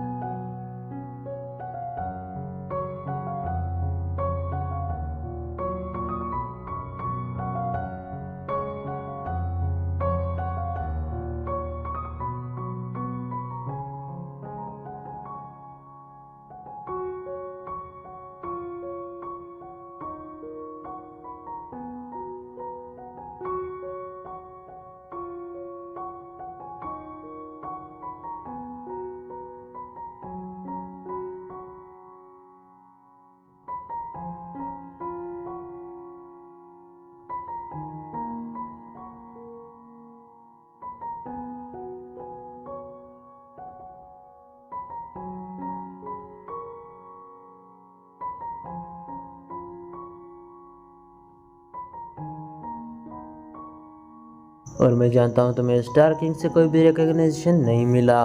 जिस पर जियांग कहने लगता है कि एल्डर मैं आपसे झूठ क्यों ही बोलूँगा। अगर आपको मुझ पे सच में या कोई यकीन नहीं हो रहा तो आप खुद ही स्टार किंग से बात कर लें। अगर उन लोगों ने हाँ बोला तो आप मुझे इनर पैलेस में जाने के लिए परमिशन दे देना। और ये बात सुनते ही होंग का गुस्सा सातवें आसमान पर पहुंच जाता है, जिस पर वो गुस्से से कहता है बच्चे मैं तेरी टांगे तोड़ने वाला हूँ। अगर स्टार किंग और उसके मिनिस्टर तुम्हारी मदद करने आ गए तो मैं समझ जाऊंगा उन्होंने तुम्हें रिकॉग्नाइज कर लिया है। लेकिन जियांग ने उसे यहाँ पर अलर्ट किया था कि वो यहाँ पर कोई भी गलती ना करे, लेकिन एल्डर होंग तो उसकी एक भी बात सुनने को तैयार नहीं था। तो जियांग उसे कहने लगता है कि अगर आपने मुझ पर अटैक किया तो आपको बड़ी डेंजरसली आपको पनिश किया जाएगा। लेकिन होंग तो अपनी दुनिया में खुश था। वो कहने लगता है बच्चे तुमने मेरे सामने जुबान चला के बहुत ही बड़ी गलती कर ली है। इतनी बड़ी गलती तुमने कैसे कर ली। वो फिर अपना अटैक रेडी करते हुए के ऊपर रिलीज करने की कोशिश करता है और एल्डर होंग देखता है कि वो जियांग को टच भी नहीं कर पा रहा। और इतने में स्टार किंग की आंखों से एक स्प्लैश अटैक निकलता है और हमें एल्डर होंग की तरफ जाके लगता है। और जैसे अटैक एल्डर होंग को लगता है तो एल्डर होंग पीछे जाकर गिरते हैं और वो काफी ज्यादा जख्मी हो जाते हैं। लेकिन उसने सारा इल्जाम जियांग के ऊपर लगा दिया। उसे कहने लगता है कि बच्चे तुम मेरे ऊपर इविल टेक्निक का यूज कर रहे हो। अब तो तुम्हें जान से मारना मेरा ही फर्ज बनता है। हम तुम जैसे इविल बच्चे को अपनी एकेडमी में नहीं रख सकते। और वो सीधा यांग के ऊपर अटैक करने के लिए निकल पड़ता है। और दूसरी तरफ हम जियांग को देखते हैं जो कि काफी ज्यादा रिलैक्स खड़ा था और वो एल्डर से कहने लगता है एल्डर आप तो लोगों को बिला वजह तंग करने में माफी माहिर हो। भला मैं आपके ऊपर हमला करने की हिम्मत कैसे ही कर सकता हूँ। साथ ही जियांग ने होंग का अटैक डॉज भी कर लिया था। और जैसे होंग वहाँ पर दूसरा अटैक कर पाता वहाँ पर स्टार किंग की स्पिरिट ने होंग के ऊपर अटैक करना शुरू कर दिया और उसके ऊपर इतना हैवी प्रेशर रिलीज करता है कि वो बुढ़ा वहाँ पर अपने घुटनों पर आ जाता है। वहाँ पर एल्डर होंग अपनी पूरी ताकत लगा कर उठने की कोशिश कर रहा होता है लेकिन वहाँ पर उठ ही नहीं पा रहा था। लेकिन स्टार किंग की पावर इतनी ज्यादा थी कि उसकी पावर का कोई लेवल मैच ही नहीं हो रहा था। जिस पर जियांग वहाँ पर कहने लगता है कि एल्डर होंग अब तो आपको मेरी बातों पर यकीन हो गया होगा। मुझे वाकई स्टार किंग और उनके मिनिस्टर्स ने रिकॉग्नाइज कर लिया है। और इस बार होंग को भी अपनी जिद छोड़नी पड़ जाती है और वो जियांग से कहने लगता है कि हाँ बच्चे मैं जान चुका हूँ तुम्हें उन लोगों ने रिकॉग्नाइज कर लिया है। प्लीज अब मुझे इस प्रेशर से तो आज़ाद करवा लो। मुझे पूरा यकीन हो चुका कि तुमने ट्रायल में कोई भी ये गड़बड़ी नहीं की थी। अब तुम ही हो जो स्टार किंग को बता सकते हो कि मैं यहाँ पर मुसीबत में फंस चुका हूँ। मैं अपने किए पे यहाँ पर बहुत ही शर्मिंदा हूँ। लेकिन जियांग यहाँ पर उससे हर बात क्लियर करना चाहता था और उससे पूछने लगता है कि क्या मैं इनर पैलेस का डिसाइफल बन सकता हूँ। अब मुझे अंदर जाने से रोकोगे तो नहीं ना। जिस पर एल्डर होंग तड़पते हुए कहते हैं हाँ मैं तुम्हें नहीं रोकूंगा। तुम्हें अगर बेकर डिसाइफल बन चुके और मैं जीरो को अभी जाकर खबर दे आऊँगा और तुम्हें जल्द से जल्द इनर डिसाइफल का मटेरियल प्रोवाइड किया जाए। और ये सीन यहीं पर कट होता है। हमें जियांग और जीरोन को दिखाया जाता है और वहाँ उससे वो अपना टोकन लेने आया था जहाँ पर जीरोन उससे कहने लगती वो नहीं जानती कि तुम्हें स्टार किंग ने रिकॉग्नाइज क्यों किया कि तुम तो इतने पावरफुल हो भी नहीं। लेकिन खैर मैं तो उनके डिसीजन के अगेंस्ट जा भी नहीं सकती। मुझे उन पर पूरा यकीन है। बस इतना समझ जाओ कि इनर पैलेस काफी ज्यादा ही खतरनाक है। वहाँ पर सिर्फ स्ट्रॉन्ग लोग ही सर्वाइव कर सकते हैं। इनर डिसाइफल की कल्टीवेशन और पावर को बढ़ाने के लिए वहाँ पर तरह तरह के कंपटीशन किए जाते हैं जो कि काफ़ी ज़्यादा खतरनाक हैं, जिसमें तुम्हें भी पार्टिसिपेट करना होगा। इसलिए मैं चाहती हूँ कि तुम वहाँ जाने से पहले खुद को मेंटली प्रिपेयर कर लो। और मैं तुमसे ये इसलिए कह रही हूँ क्योंकि मैं तुम्हारी नाम की भी और यहाँ की मास्टर भी हूँ, क्योंकि मैं भी वहाँ पर तुम्हारी मदद नहीं कर सकती। पर जियांग कहने लगता है कि तुम्हें मेरी फिक्र करने की कोई भी ज़रूरत नहीं है। मैं खुद कोई भी सिचुएशन को समझ सकता हूँ और मैं भी तुमसे वादा करता हूँ कि मैं भी तुम्हें परेशान नहीं करने वाला। जो सुनते ही वहाँ पर जीरो नीरो डिसाइफर का टोकन वहाँ पर समन कर लेती है, जिसे कलेक्ट करते ही वहाँ पर जियांग यहाँ का इनर डिसाइफल बन जाता है। साथ ही वो जीरोन से पूछता है कि मुझे मेरी कल्टीवेशन रिसोर्सेज कब मिलेंगे। ये सुनते ही जीरोन ने अपनी स्पेस रिंग से कल्टीवेशन मटेरियल्स को निकालना शुरू कर दिया। वो जियांग को बताने लगती है कि तुम हमारे स्टार क्लाउड एकेडमी के इनर डिसाइफल बन चुके हो, इसलिए तुम्हें हर महीने ये मटेरियल दिया जाएगा जिसमें तुम्हें मिलने वाले हैं 10 स्पिरिचुअल ग्रासेस और 3-4 और चीज़ें हैं जो तुम्हारी कल्टीवेशन में काफ़ी ज़्यादा हेल्प करेंगी। लेकिन जियांग यान इन मटेरियल्स को देखकर तो काफ़ी खुश नहीं नज़र आ रहा था। वो जीरोन से कहने लगता है ये तो काफ़ी बेसिक लेवल के मटेरियल्स हैं और जीरोन को उसकी बातें सुनकर काफ़ी ज़्यादा ही हंसी आने लगती है कि उसे जियांग से कोई भी खास उम्मीद नहीं होती कि वो कुछ भी कर पाएगा। लेकिन ये फिर भी हायर लेवल के रिसोर्सेज की मांग कर रहा है। वो उसे बताने लगती है कि हम हायर लेवल के रिसोर्सेज भी ऐसे किसी को नहीं देते। उसके लिए तुम्हें खुद की काबिलियत को भी साबित करना पड़ेगा। अगर तुम कड़ी मेहनत करते हुए हमारी स्टार एकेडमी को कुछ एफर्ट्स लगाते हुए तुम कुछ कर सकते हो तो हम तुम्हें हायर अप्स के रिसोर्सेज भी देना चाहेंगे। हम तुम्हें हायर रिसोर्सेज भी देंगे ताकि तुम अपनी कल्टीवेशन को और भी आगे ले जा सको। उसके लिए तुम्हें कड़ी ज़्यादा मेहनत करनी पड़ेगी। लेकिन जियांग यान को डेमोनिक कोर की ज़रूरत थी, लेकिन वो समझ जाता है कि वो उसे यहाँ से तो नहीं मिलने वाला, तो उसे वो सारा मटेरियल खुद ही परचेस करना होगा। अब वो सेक्ट के अंदर पवेलियन में चला जाता है और ये वही जगह थी जहाँ से एलेक्सर खरीदे और बेचे जा सकते हैं। अब जियांग यान के पास इतना पैसा तो था नहीं कि वो हायर लेवल के डेमोनिक कोर को खरीद सके, लेकिन तभी उसकी नज़र पड़ जाती है एल्डर होंग के ऊपर, जो कि कुछ परचेस करने के लिए इस हॉल में आ गया था। और उसको देखते ही जियांग के चेहरे के ऊपर एक इविल स्माइल आ जाती है। एल्डर होंग से कहने लगता है, अरे वाह क्या हसीन इत्तेफाक, मुझे तो लगा ही नहीं था कि मेरी आपसे यहाँ से मुलाकात हो जाएगी।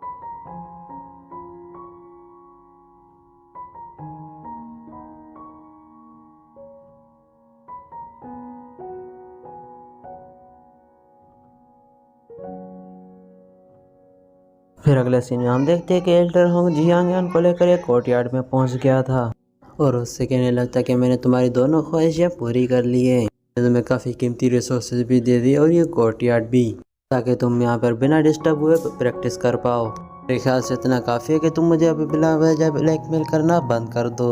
और जियांग यान इस कोर्टयार्ड को देखकर काफ़ी ज़्यादा खुश हो जाता है। वो एल्डर होंग से कहने लगता है, आप तो काफ़ी ज़्यादा दयालु निकले, मुझे लगा ही नहीं था कि आप मेरी इतनी सारी मदद करोगे। लेकिन एल्डर होंग को वहाँ पर उसकी तारीफें सुनकर भी गुस्सा आ रहा था कि ये सारा कुछ उसने वहाँ पर स्टार किंग के दर्द के मारे किया था। इसके बाद वो गुस्से से वहाँ से निकल जाता है। उसके बाहर जाते वहाँ पर फेरी में आ जाती है जो कि जियांग की मास्टर थी। जियांग वहाँ पर कहने लगता है कि मास्टर, मैं आपके कहने पर फायर एलिमेंट कॉप्स पिल्स लेकर आ चुका हूँ, तो आप मुझे बताएं कि हम फायर एलिमेंट बॉडी को कब कंडेंस करने वाले हैं। और वो फेरी इन डीमन पिल्स को देखकर भी खुश नहीं थी और वो कहने लगती है, ये तो सेकंड रैंकिंग की डिमोनिक पिल्स हैं, इससे हमें उतना अच्छा खासा रिजल्ट नहीं मिलेगा जितना हमें हायर रैंकिंग के पिल्स से मिल सकता था। ये बात सुनकर जियांग भी वहाँ पर मायूस हो जाता है कि उसने बड़ी मेहनत करके इन पिल्स का जुगाड़ किया था। कि एल्डर होंग को चूना लगाना कोई आम बात नहीं थी, लेकिन फिर ये कहने लगती है कि कोई बात नहीं, हम इससे भी काम चला लेंगे, तो जल्दी से इन डीमन पिल्स को कंज्यूम करके कल्टीवेशन में बैठ जाओ। और जियांग अपने मास्टर की इंस्ट्रक्शंस को फॉलो करने शुरू कर देता है। फिर उसे बताने लगती है, कंडेंसेशन के प्रोसेस में तुम्हें काफ़ी ज़्यादा तकलीफ हो सकती है और मैं उम्मीद करती हूँ कि तुम इस दर्द को झेल पाओ। और जियांग ने वहाँ पर फायर एलिमेंट बॉडी को कंडेंस करना स्टार्ट कर दिया था वो 5 एलिमेंट्स जियांग की बॉडी में जैसे चलते हैं तो उसे काफ़ी ज़्यादा तकलीफ होने लगती है और साथ ही साथ उसकी बॉडी से काफ़ी ज़्यादा पावरफुल स्पिरिचुअल एनर्जी रिलीज होने लगती है और फिर काफ़ी टाइम बाद इस प्रोसेस को झेलने के बाद वहाँ पर फायर फॉर्मेशन एक्टिवेट हो जाती है। यानी इसका मतलब यह है कि ये प्रोसेस अपने आखिरी स्टेज पर पहुँच चुका था। और फिर हम फेरी को देखते जो उन क्रिस्टल्स को रिफाइन करके जियांग की बॉडी में अंदर डाल देती है, जिससे ये फाइनल स्टेज भी पूरी हो जाए। हम जियांग को देखते हैं जिसे वहाँ पर बहुत ही ज़्यादा तकलीफ हो रही थी। देखते हैं कि 5 कलर की एनर्जी भी उसकी बॉडी के अंदर एब्जॉर्ब हो रही होती है और इसी तरह से जियांग ने यहाँ पर 5 एलिमेंट स्वॉर्ड बॉडी को एब्जॉर्ब कर लिया था। फिर हम फेरी को देखते जो भी काफ़ी ज़्यादा एग्जॉस्ट हो चुकी थी और वो जियांग से कहती है, बताओ तुम्हें 5 एलिमेंट स्वॉर्ड बॉडी मिल चुकी है, तुम्हारी बॉडी में कोई अलग फीलिंग आ रही है इससे? तो जियांग मास्टर से कहने लगता है कि मास्टर मुझे ऐसा फील हो रहा है कि मेरी पूरी बॉडी एनर्जी से भरी हुई हो। आपका बहुत बहुत शुक्रिया कि आपने मुझे इतना बड़ा गिफ्ट दिया। ये सुनकर फेरी कहने लगती है कि हमें अगले स्टेज पर भी बढ़ना चाहिए। अब तुम्हारे पास 5 एलिमेंट स्वॉर्ड बॉडी है तो तुम्हें 5 एलिमेंट्स के मेथड को ही फॉलो करना चाहिए। और मास्टर जियांग की बॉडी में अंदर वो स्किल्स पास कर देती है और जियांग को बस इन्हीं स्किल्स को मास्टर करना होगा। और फिर उसे बताती है कि पहले तुम्हें खुद ही इसी टेक्निक को समझना होगा। जितना चाहो कोशिश करो कि तुम खुद के दम पर इन टेक्निक को मास्टर कर पाओ। अगर तुम्हें कोई भी दिक्कत आए तो मैं तुम्हारी हेल्प करूँगी। फिलहाल मुझे काफ़ी ज़्यादा रेस्ट की ज़रूरत है। हमारी शॉर्ट बॉडी कंडीशन में मेरी काफ़ी ज़्यादा एनर्जी कंज्यूम हो चुकी है। बस इतना याद रखना कि तुम्हें तुम्हारे मास्टर के लिए सोल क्रिस्टल्स लाने होंगे, जिससे मैं जितना जल्दी हो सके खुद को रिकवर कर पाऊंगी। और फेरी की ऐसी हालत देखकर जियांग भी काफ़ी पैनिक हो जाता है। उसे कुछ भी करके वहाँ पर सोल क्रिस्टल्स को हासिल करना ही होगा। अब जियांग यहाँ पर इतना सोच ही रहा होता है तो उसे मेन डोर पर किसी की आवाज़ सुनाई देती है। इस पर सेकेंड लेडी शियार उससे वहाँ पर मिलने आई थी। पर जियांग उसे देख के कहने लगता कि तुम्हें यहाँ का एड्रेस किसने बताया? इस घर के बारे में अभी तक किसी को पता ही नहीं था। जिस पर शियार कहने लगती है, वो कहने लगती है कि मैं तो आपके बारे में एल्डर हूँ से पूछ रही थी और उन्होंने मुझे बताया। और वो कहती है, खैर ये देख के मैं यहाँ पे क्या ले आई हूँ। दरअसल शियार यहाँ पे जियांग के लिए कुछ एसेंस पिल्स लेकर आई थी, लेकिन जियांग यहाँ पर उसे पिल्स को एक्सेप्ट करने से मना कर देता है। ये कह रहा होता है कि ये पिल्स तुम्हारे ज़्यादा काम आएंगी, इसलिए ये पिल्स मैं अपसेट नहीं कर सकता। लेकिन शियार भी उसकी कहाँ सुनने वाली थी। उसने ज़बरदस्ती से वो पिल उसके हाथों में थमा दी। वो जियांग से कहने लगती, आपको पता है मैं अपनी ब्लड लाइन को अवेकन नहीं कर सकती। ना जाने में कितनी दफ़ा इसमें फेल हो चुकी हूँ, इसलिए मैं ये आपको पिल्स दे रही हूँ। और ये एसेंस पिल्स मेरे किसी भी काम की नहीं है, पर मैं चाहती हूँ ये आप ही कंज्यूम करें। प्लीज़ इससे मेरा फ़ायदा तो नहीं लेकिन आपका फ़ायदा ज़रूर होगा। वहाँ पर जियांग भी उसकी बात मान लेता है और ये सारी बातें वहाँ पर फेरी मास्टर भी सुन लेती है, जो कि कहने लगती है कि जियांग तुम्हारी सिस्टर की ब्लड लाइन तो काफ़ी ज़्यादा स्पेशल है। और वो कहने लगती है मेरे ख्याल से उसके बाद डाउग्रेड की लोटस ब्लड लाइन है, जो कि अपने आप में ही काफ़ी ज़्यादा रेयर मानी जाती है। इतना सुनने के बाद जियांग भी काफ़ी ज़्यादा ही हैरान हो जाता है कि उसने भी इस ब्लड लाइन के बारे में एंशिएंट रिकॉर्ड्स में पढ़ रखा था। और वो फेरी को बताने लगता है कि शियार काफ़ी टाइम से अपनी ब्लड लाइन को अवेकन करने की कोशिश कर रही है, लेकिन वो हमेशा ऐसी भी एक प्रोसेस में फेल हो जाती है। और वो फेरी से हेल्प मांगते हुए कहते हैं कि आप इसकी लड़की की हेल्प कर सकती हो, आपके प्रोसेस के बगैर ये कभी भी मुझे नहीं लगता कि अवेकन कर पाएगी। जिस पर फेरी रिप्लाई देते हुए कहती है, जियांग तुम्हारी मास्टर के पास इतना फेरी टाइम नहीं है, इधर उधर टाइम पास करते हुए नहीं घूम सकती। पर जियांग उससे रिक्वेस्ट करते हुए कहते हैं कि अगर आप इसकी अवेकनिंग करने में हेल्प करती हो तो मैं आपकी कोई भी 2 रिक्वेस्ट मानने को तैयार हूँ। इस प्रोसेस में शियार की ब्लड लाइन अवेकन हो या ना हो, मैं आपकी फिर भी बात मानने को तैयार हूँ। मैं चाहता हूँ आप आखिरी बार मेरी मदद करें। और इतनी मिन्नतों करने के बाद उस फेरी को इसकी बात माननी पड़ती है, जिस पर फेरी मान जाती है और कहती है कि मैं इसकी मदद करने के लिए तैयार हूँ, लेकिन मैं इसके सामने नहीं आना चाहती। इसलिए थोड़ी देर के लिए मुझे तुम्हारी बॉडी का कंट्रोल लेना पड़ेगा। इसके लिए जियांग भी तुरंत ही तैयार हो जाता है। उसके बाद जियांग जाके शिराओ से पूछता है, क्या तुम अपनी ब्लड लाइन को अवेकन करना चाहती हो? शियार वहाँ पर थोड़ा शौक हुई और बोली, हाँ बिल्कुल, लेकिन मैं उसे अवेक नहीं कर सकती। अगर आपके पास कोई रास्ता है तो बता दीजिए। जियांग ने उसे एसेंस पिल्स वापस दी और कहा कि अब तुम्हारी काम आएगी। जियांग जिसकी बॉडी पर फेरी का कंट्रोल था, उसने शेयर की स्पिरिचुअल एनर्जी चेक की और बताया तुम्हारे पास डाउग्रेड की ब्लू लोटस ब्लड लाइन है, मगर इनहेरिटेड स्पिरिचुअल एनर्जी की कमी की वजह से तुम इसे अवेक नहीं कर पा रही हो। शियार थोड़ी नाराज़ होती है और कहती है कि क्या मुझे उम्मीद छोड़ देनी चाहिए? जियांग ने कहा, नहीं, हमारे पास अभी भी चांस है। मुझे तुम्हारे मेरिडियंस क्लियर करनी होगी और अपनी स्पिरिचुअल पावर से तुम्हारी डेफिशिएंसी को ख़त्म करनी होगी। जियांग ने मेडिटेंस की जरूरत करना शुरू कर दिया। ये प्रोसेस कई दिनों तक चलनी थी। जियार ने पहली बार अपने लोटस ब्लड लाइन की हल्की सी पावर को महसूस किया। जियांग ने उसे वापस जाने को कहा ताकि उसे कोई ताने ना मारे। उसने समझाया कि रोज एक इंसेंस पिल कमजोर करनी है ताकि वो उसकी हेल्प करता रहे और शियार भी बहुत खुश हो जाती है।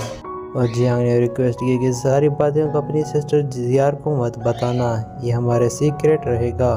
शियार को लगता है कि जियार को बताने से उनका रिश्ता सुधर जाएगा, लेकिन जियांग को सिर्फ कल्टीवेशन पर फोकस करना था। अगले सीन में हम देखते हैं जियांग बेम्बू फॉरेस्ट पहुंच गया था। फेरी ने कहा कि वहाँ एनर्जी चेक करो और यहाँ कल्टीवेशन करने से उसे 5 एलिमेंट स्वॉर्ड के वे 5 टेक्निक बताई। पहली थी सन पियर्सर्स, दूसरी थी मून रिमेनेंट, और तीसरी थी थंडर डेवार, और तीसरी थी स्ले क्रशर, और 5वीं थी फाइनल जजमेंट। फेरी ने कहा कि अभी तुम सिर्फ पहली मूव सन पियर्सर सीख सकते हो। जियांग ने प्रैक्टिस शुरू की और अपनी पुरानी नॉलेज की वजह से जल्दी मास्टर कर लिया। उसने देखा कि पहली मूव इतनी पावरफुल तो आखिरी कितनी पावरफुल होंगी। फिर हम देखते हैं कि अचानक से ज़मीन हिलने लगती है कि फेरी ने पता है उनकी तरफ एक बहुत ही पावरफुल डेमो, मुझे लगता है एक थर्ड हेवनली रैंकिंग का डेमोनिक बीस्ट है, उनके सामने आ गया। यहाँ जियांग थोड़ा सा, लेकिन फेरी उससे कहने लगती है तुम तो मेरे डिसाइपल हो, हर चैलेंज को मुकाबला करो। इस बीस्ट को मारकर इसकी डिमोनिक पिल हासिल करेंगे तो तुम्हारी स्ट्रेंथ बढ़ जाएगी। फेरी ने उसे सन पियर्सर टेक्निक यूज़ करने को कहा। जियांग ने उसके ऊपर अटैक करने के लिए रेडी हो गया और उसी के साथ लाइन बीस्ट जियांग पर अटैक कर दिया था, लेकिन जियांग टाइम पर पीछे हट गया। उसके तुरंत बाद लायन बीस्ट सीधा उस पर जंप कर देता है। जियांग भी उसका सामना करने के लिए रेडी हो रहा था, लेकिन तभी एक और कल्टीवेटर पीछे से लायन बीस्ट पर अटैक कर देता है। वो अपनी स्वॉर्ड इंटेंट का यूज़ करता है और लायन बीस्ट को पियर्स कर देता है, जिसकी वजह से बीस्ट ज़मीन पर गिर गया था। अब वो लायन बीस्ट जियांग को छोड़कर उस कल्टीवेटर से लड़ने लगता है। उसने तुरंत अपनी पावर एक्यूमुलेट करके उस बंदे पर थंडरबॉल अटैक कर दिया। थंडरबॉल बहुत ही तेज़ी स्पीड से उस कल्टीवेटर की तरफ बढ़ रहा था। तभी वहाँ पर एक और लड़की आ पहुँचती है। वो अपने ग्रैंडफादर के लिए बहुत ही ज़्यादा वरीड थी। उसका मास्टर उसे कह रहा था कि यहाँ मत आना। उसी वक्त एल्डर अपनी पावर्स एक्टिवेट करके क्रिसेंट मून स्लैश का यूज़ करके उसके पीठ पर उस बीस्ट पर अटैक कर देते हैं और दोनों अटैक्स वहाँ पर टकराते हैं और एक ज़बरदस्त सा क्लैश होता है।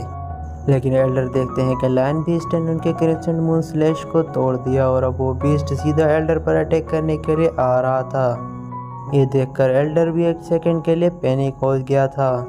तभी जियांग ने तुरंत लायन बीस्ट पर जंप लगा दिया और वो बीस्ट के ऊपर चढ़ गया और अपनी स्वॉर्ड से सीधा उसके सर पर घुसा दी। जियांग का मुंह इतना क्लासी था कि लायन बीस्ट वहीं पर ही मर जाता है और इसी के साथ जियांग ने उस एल्डर की भी वहाँ पर जान बचा ली। फिर जियांग ने पूछा, सीनियर आप ठीक तो हैं ना, कहीं आपको चोट तो नहीं लगी? फिर एल्डर तुरंत रिस्पेक्ट के साथ बोलता है, अगर तुम टाइम पर नहीं अटैक करते तो शायद मैं वो बीस्ट मुझे मार डालता। तुमने आज मेरी जान बचाई है, मैं हमेशा तुम्हारा एहसानमंद रहूँगा। और इतने बड़े एल्डर को अपने सामने झुकते हुए देखकर जियांग को भी अच्छा नहीं लगता। वो बोलता है, सीनियर प्लीज़ मुझे थैंक्स मत बोलिए, ये तो मेरा फ़र्ज़ था।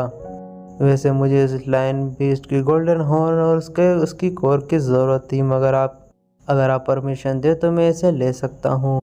उस एल्डर का नाम शोंग सिया था और उनके साथ उसकी ग्रैंड डॉटर किंग शुई भी थी। एल्डर शोंग सिया बोलते, इस गोल्डन लाइन को तुमने ही मारा है तो इसकी कोर और हॉर्न पर भी सिर्फ तुम्हारा हक बनता है। मुझसे परमिशन मांगकर मुझे शर्मिंदा मत करो। यही सुनते ही जियांग ने उस तुरंत ही गोल्डन लाइन की कोर और हॉर्न को निकाल दिया।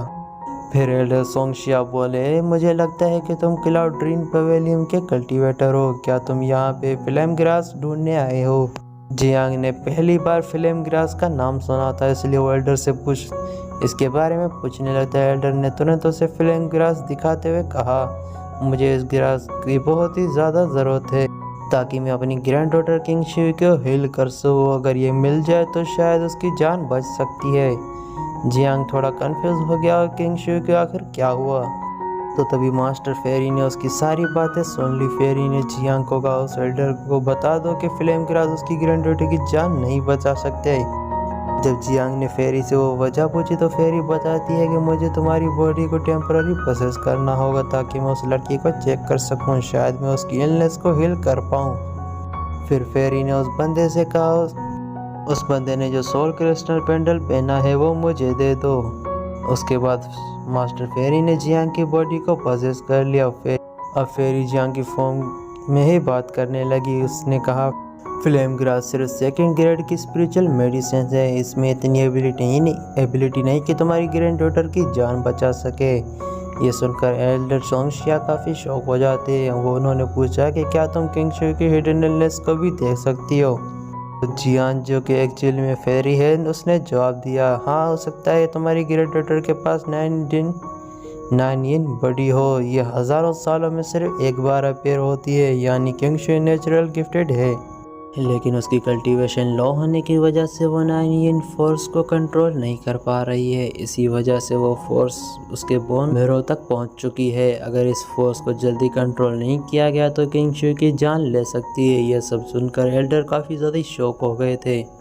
उन्होंने कहा कि हमें किंग शुई को हील करने के लिए बहुत कोशिश की, लेकिन हर बार फेल हो के क्या तुम्हारे पास कोई सोल्यूशन है। तो जियांग बोला, मैं उसकी हेल्प कर सकता हूँ, लेकिन बदले में मुझे वो पेंडेंट क्रिस्टल चाहिए जो उसने पहना हुआ है। किंग शुई ने तुरंत अपना पेंडेंट उतार कर जियांग को दे दिया। क्रिस्टल मिलते ही मास्टर फेरी काफ़ी खुश हो जाती है। उसके बाद फेरी ने किंग शुई से कहा, अपना हाथ मेरे हाथ में दो। है किंग शुई थोड़ा हेजिटेट कर रही थी, लेकिन फिर उसने हाथ आगे बढ़ाया और जियांग ने उसका हाथ पकड़ लिया। और जियांग नोटिस करता है कि उसकी बॉडी बहुत ही ज़्यादा कोल्ड है। फिर उसने बताया, तुम 3 सालों से निनियन फोर्स को बैकलैश से सफ़र कर रही हो। फिर किंग शुई भी उस कन्फर्म करती है कि वो 3 साल से इस इलनेस से परेशान है। जियांग ने नॉर्मल कल्टीवेटर होता तो वो कब का मर चुका होता, लेकिन तुमने एलेक्सर पिल और मेडिसिन की हेल्प से 1 स्टार वॉरियर लेवल तक का ब्रेक थ्रू कर लिया है, इसी वजह से तुम अभी तक जिंदा हो। किंग शुई कहती है, मेरे फादर और ग्रैंडफादर ने मुझे बचाने के लिए बहुत ही एफर्ट्स मारे हैं। और ये बात सुनकर एल्डर सोंगशिया बोले, तुम्हें बचाने के लिए मैं किसी भी हद तक जा सकता हूँ। इस फैमिली की पोलाइटनेस देखकर जियांग भी उनकी मदद करने का फैसला कर लिया।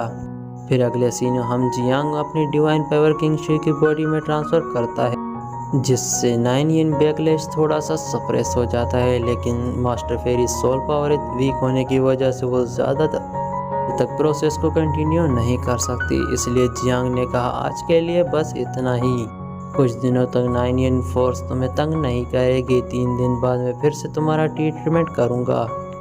और किंग शुई की कम्युनिकेशन बीड एक्सेप्ट कर लेती है। उसके बाद जियांग वहाँ से चला जाता है।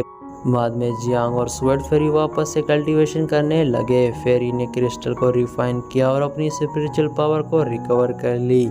और दूसरी तरफ वहीं जियांग भी अपनी कल्टीवेशन में बैठ गया और 5 एलिमेंट स्वर्ड डाओ बॉडी को कल्टीवेट कर दिया। थोड़ी देर बाद स्ट्रॉन्ग स्पिरिचुअल एनर्जी फ्लो होने लगी और 2 स्वॉर्ड फॉर्ज हो गईं, एक दूसरे के अराउंड घूमते हुए मर्ज हो गईं। जियांग ने स्वॉर्ड से एक और पावरफुल स्प्लैश अटैक रिलीज किया। मास्टर फेरी भी उसकी तारीफ करने लगती और कहा, मैंने कभी इमेजिन नहीं किया था कि तुम इतनी जल्दी स्वॉर्ड फोर को सेकंड लेवल पर ब्रेक थ्रू कर लोगे। फिर उसने बताया कि 5 एलिमेंट स्वॉर्ड डाउ एक सेमी गॉड लेवल की डिवाइन टेक्निक है। अगर इसे एक्सट्रीम लेवल तक कल्टीवेट किया जाए तो एक स्वॉर्ड स्लैश की लाइट पूरे 9 प्रोविंस तक दिख सकती है। उसके बाद फेरी ने कहा, अब गोल्डन लायन की कोर को रिफाइन करो। फेरी ने अपनी पावर से उस कोर को लाइन फॉर्म में ट्रांसफर कर दिया और जियांग को उसे निगलना पड़ता है ताकि वो उसकी पावर को रिफाइन कर सके। उसने तुरंत ही गोल्डन लाइन को स्वेलो कर लिया और 5 एलिमेंट डाउ बॉडी को एक्टिवेट कर दी। और थोड़ी सी स्ट्रगल के बाद गोल्डन लाइन की पावर रिफाइन हो गई। अब जियांग की स्ट्रेंथ बहुत ही बढ़ चुकी थी। उसने कहा, अब मुझे लगता है कि मैं 6 स्टार मार्शल वॉरियर के सामने भी अच्छा खासा टिक सकता हूँ। और अगर वो इसी स्पीड से कल्टीवेट करता रहा तो टियानशिया को भी हराना मुश्किल नहीं होगा। ये वही बंदा है जिसने जियांग को पहले मेरिडियंस तोड़कर उसकी ब्लड लाइन को ख़त्म कर दिया था और उसे बहुत ही ह्यूमिलेट किया। और जियांग ने डिसाइड कर लिया था कि वो उस इंसल्ट का बदला 1000 गुना लेगा। हमें शियार दिखाई देती है जो सुबह सुबह जियांग से मिलने के लिए आई थी और वो कहती है, जी जी जी आप फ्री तो हो ना, आप मेरे साथ चलोगे। लेकिन तभी उसकी नज़र पड़ती है जियांग ने शर्ट नहीं पहनी थी। ये देखते ही शियार तुरंत अपना मुंह घुमा लेती है और उधर जियांग भी थोड़ा सा शर्मा जाता है और कहता है, जियार तुम किसी के रूम में आने से पहले नॉक करना चाहिए, ये तुम्हें बेसिक मैनर्स भी नहीं पता। उसके बाद हम जियान को देखते हैं जो अपने कपड़े पहन लेता है और शियार उसे कहती है, बड़े भैया आप मेरे साथ इनर डिसेबल गैदरिंग में चलोगे। तो जियांग वहाँ पर सीधा मना करता है, मुझे इन गैदरिंग्स में बिल्कुल भी इंटरेस्ट नहीं है, तुम अकेली चली जाओ। लेकिन शियार उसे मनाना शुरू कर देती है, मैं वहाँ किसी को भी नहीं जानती, अगर आप साथ चलोगे तो मुझे अच्छा लगेगा, वैसे भी सभी कल्टीवेटर अभी सेक्ट ज्वाइन किया है। तो जियांग उसे समझाता है कि मेरे पास बिल्कुल भी टाइम नहीं है, मुझे कल्टीवेशन करनी है। तब शियार थोड़ा इमोशनल ब्लैकमेल कर देती है, ठीक है मत आओ, मैं जाके बड़ी बहन को बता दूंगी आपने मुझे बुली किया। ये सुनते ही बेचारा जियांग हैरान रह जाता है, उसे समझ में आता है कि शियार को उसको मैनिपुलेट करना आ गया है। वो कहता है, ठीक है इस बार मैं तुम्हारी बात मान लेता हूँ, लेकिन आगे ये ड्रामा नहीं चलेगा। ये सुनते ही शियार काफ़ी खुश हो जाती है। फिर हमें इनर डिसेबल्स की गैदरिंग दिखाई जाती है, सभी नए डिसेबल वहाँ पर मौजूद थे। तभी शियार और जियांग वहाँ पर पहुँचते हैं, सब डिसेबलों ने देखकर एक्साइटेड हो जाते हैं। शियार सबसे इंट्रोड्यूस कराती है, ये मेरे सीनियर ब्रदर जियांग जियान है, इन्होंने भी हमारे रिसेंटली सेक्ट ज्वाइन किया है। एक लड़की मजाक में बोलती है, वाह तुम्हारे सीनियर तो काफ़ी हैंडसम है, अगर उनकी गर्लफ्रेंड नहीं है तो मुझे इनसे दोस्ती करने में कोई प्रॉब्लम नहीं। यार तुरंत बोल पड़ती है, नहीं ये पॉसिबल नहीं, तुम में से कोई भी मेरे सीनियर ब्रदर की तरफ आंख उठाकर भी नहीं देखेगा। इसके बाद वहाँ दोनों बैठ जाते हैं। वहाँ पे एक बंदा था वाइटियान, उसने जियांग को देखते ही वहाँ पे पहचान लिया और वो बोला, जियान मुझे बिल्कुल उम्मीद नहीं थी कि तुम यहाँ पे दिखोगे, मुझे समझ में नहीं आ रहा तुम जैसा सड़क चाप कुत्ते ने भी खुद को इतना अपग्रेड कैसे कर लिया, सालों तक तुम टांग फैमिली के टुकड़ों पर पलते रहे और आज स्टार क्लाउड फ्रैक्शन में इनर डिसेबल बन गए। तो जियांग उसे पहली बार देख रहा था और वो कहता है, क्या तुम मुझे जानते हो? तो वाइटियान हंसकर कहता है, ड्रामा बंद करो। फिर वो सब डिसेबल जियांग के पास्ट बताने लगता है, ये बंदा बहुत एरोगेंट था, इसने मेरे सीनियर टियानशु को चैलेंज किया था और मेरे सीनियर ने इसकी ब्लड लाइन डिस्ट्रॉय करके इसका घमंड तोड़ दिया और ये इतना वीक हो गया था कि टियानी मार्शल एकेडमी ने इसे धक्के मार के निकाल दिया। एक वक्त ऐसा था कि ये खुद को जीनियस कहता था, लेकिन बाद में एकेडमी का जोक बन गया। और ये सुनकर वहाँ पर शियार काफ़ी भड़क जाती है, वो गुस्से में कहती है, अपनी बकवास बंद करो, अगर तुमने लिमिट क्रॉस की तो अच्छा नहीं होगा, मेरे सीनियर का पास्ट से तुम्हारा कोई लेना देना नहीं, अभी तो उनसे माफ़ी मांग लो। लेकिन वाइटियान मना कर देता है, शियार तुम इसकी सीधी शक्ल देखकर धोखा खा गई हो, इसकी ब्लड लाइन डिस्ट्रॉय हो चुकी है तो सेक्ट का डिसेबल हो ही नहीं सकता, ज़रूर इसने चीटिंग की है। अब वहाँ पर जितनी भी लड़कियाँ आती वहाँ पर जियांग को अजीब नज़रों से देखने लगती हैं और जियांग को भी वहाँ पर काफ़ी गुस्सा आ रहा था, लेकिन उसने प्रॉमिस किया था कि वो यहाँ पर कोई भी प्रॉब्लम नहीं करेगा, इसलिए वो चुप रहता है। लेकिन शियार का पेशेंस ख़त्म हो चुका था।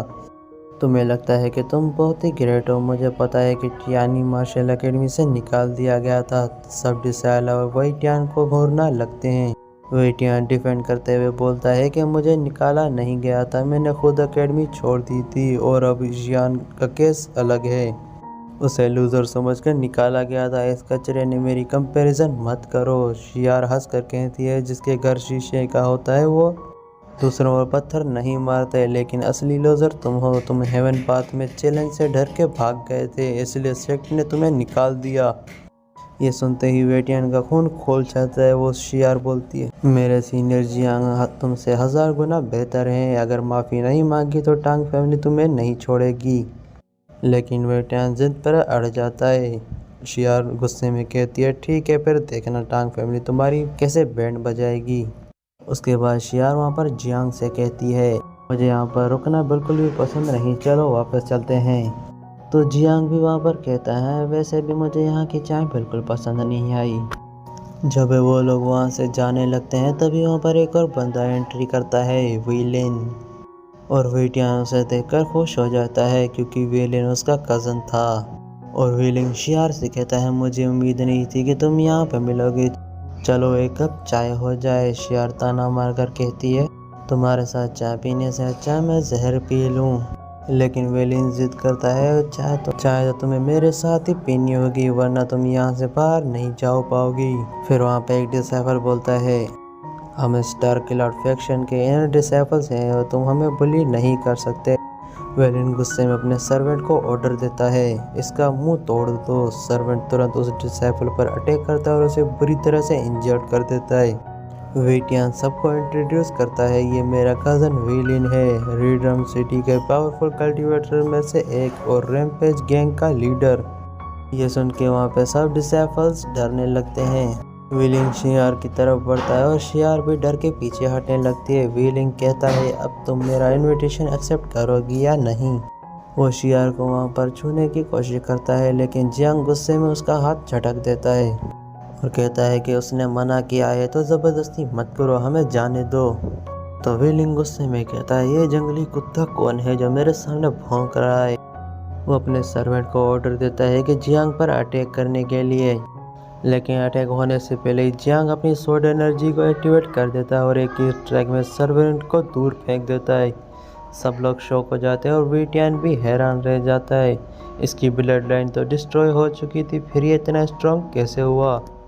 तो जियांग वहाँ पर कामली बोलता है, अब हम जा सकते हैं या और रुकना पड़ेगा। वेलिन गुस्से में जियांग पर अटैक करता है, दोनों के बीच में फाइट शुरू हो जाती है। जियांग उसके सारे अटैक डॉज कर देता है और काउंटर करता है। दोनों के पंचेस टकराते हैं और अपनी स्पिरिचुअल पावर का ब्लास्ट वेलिन को पीछे ढकेल देता है।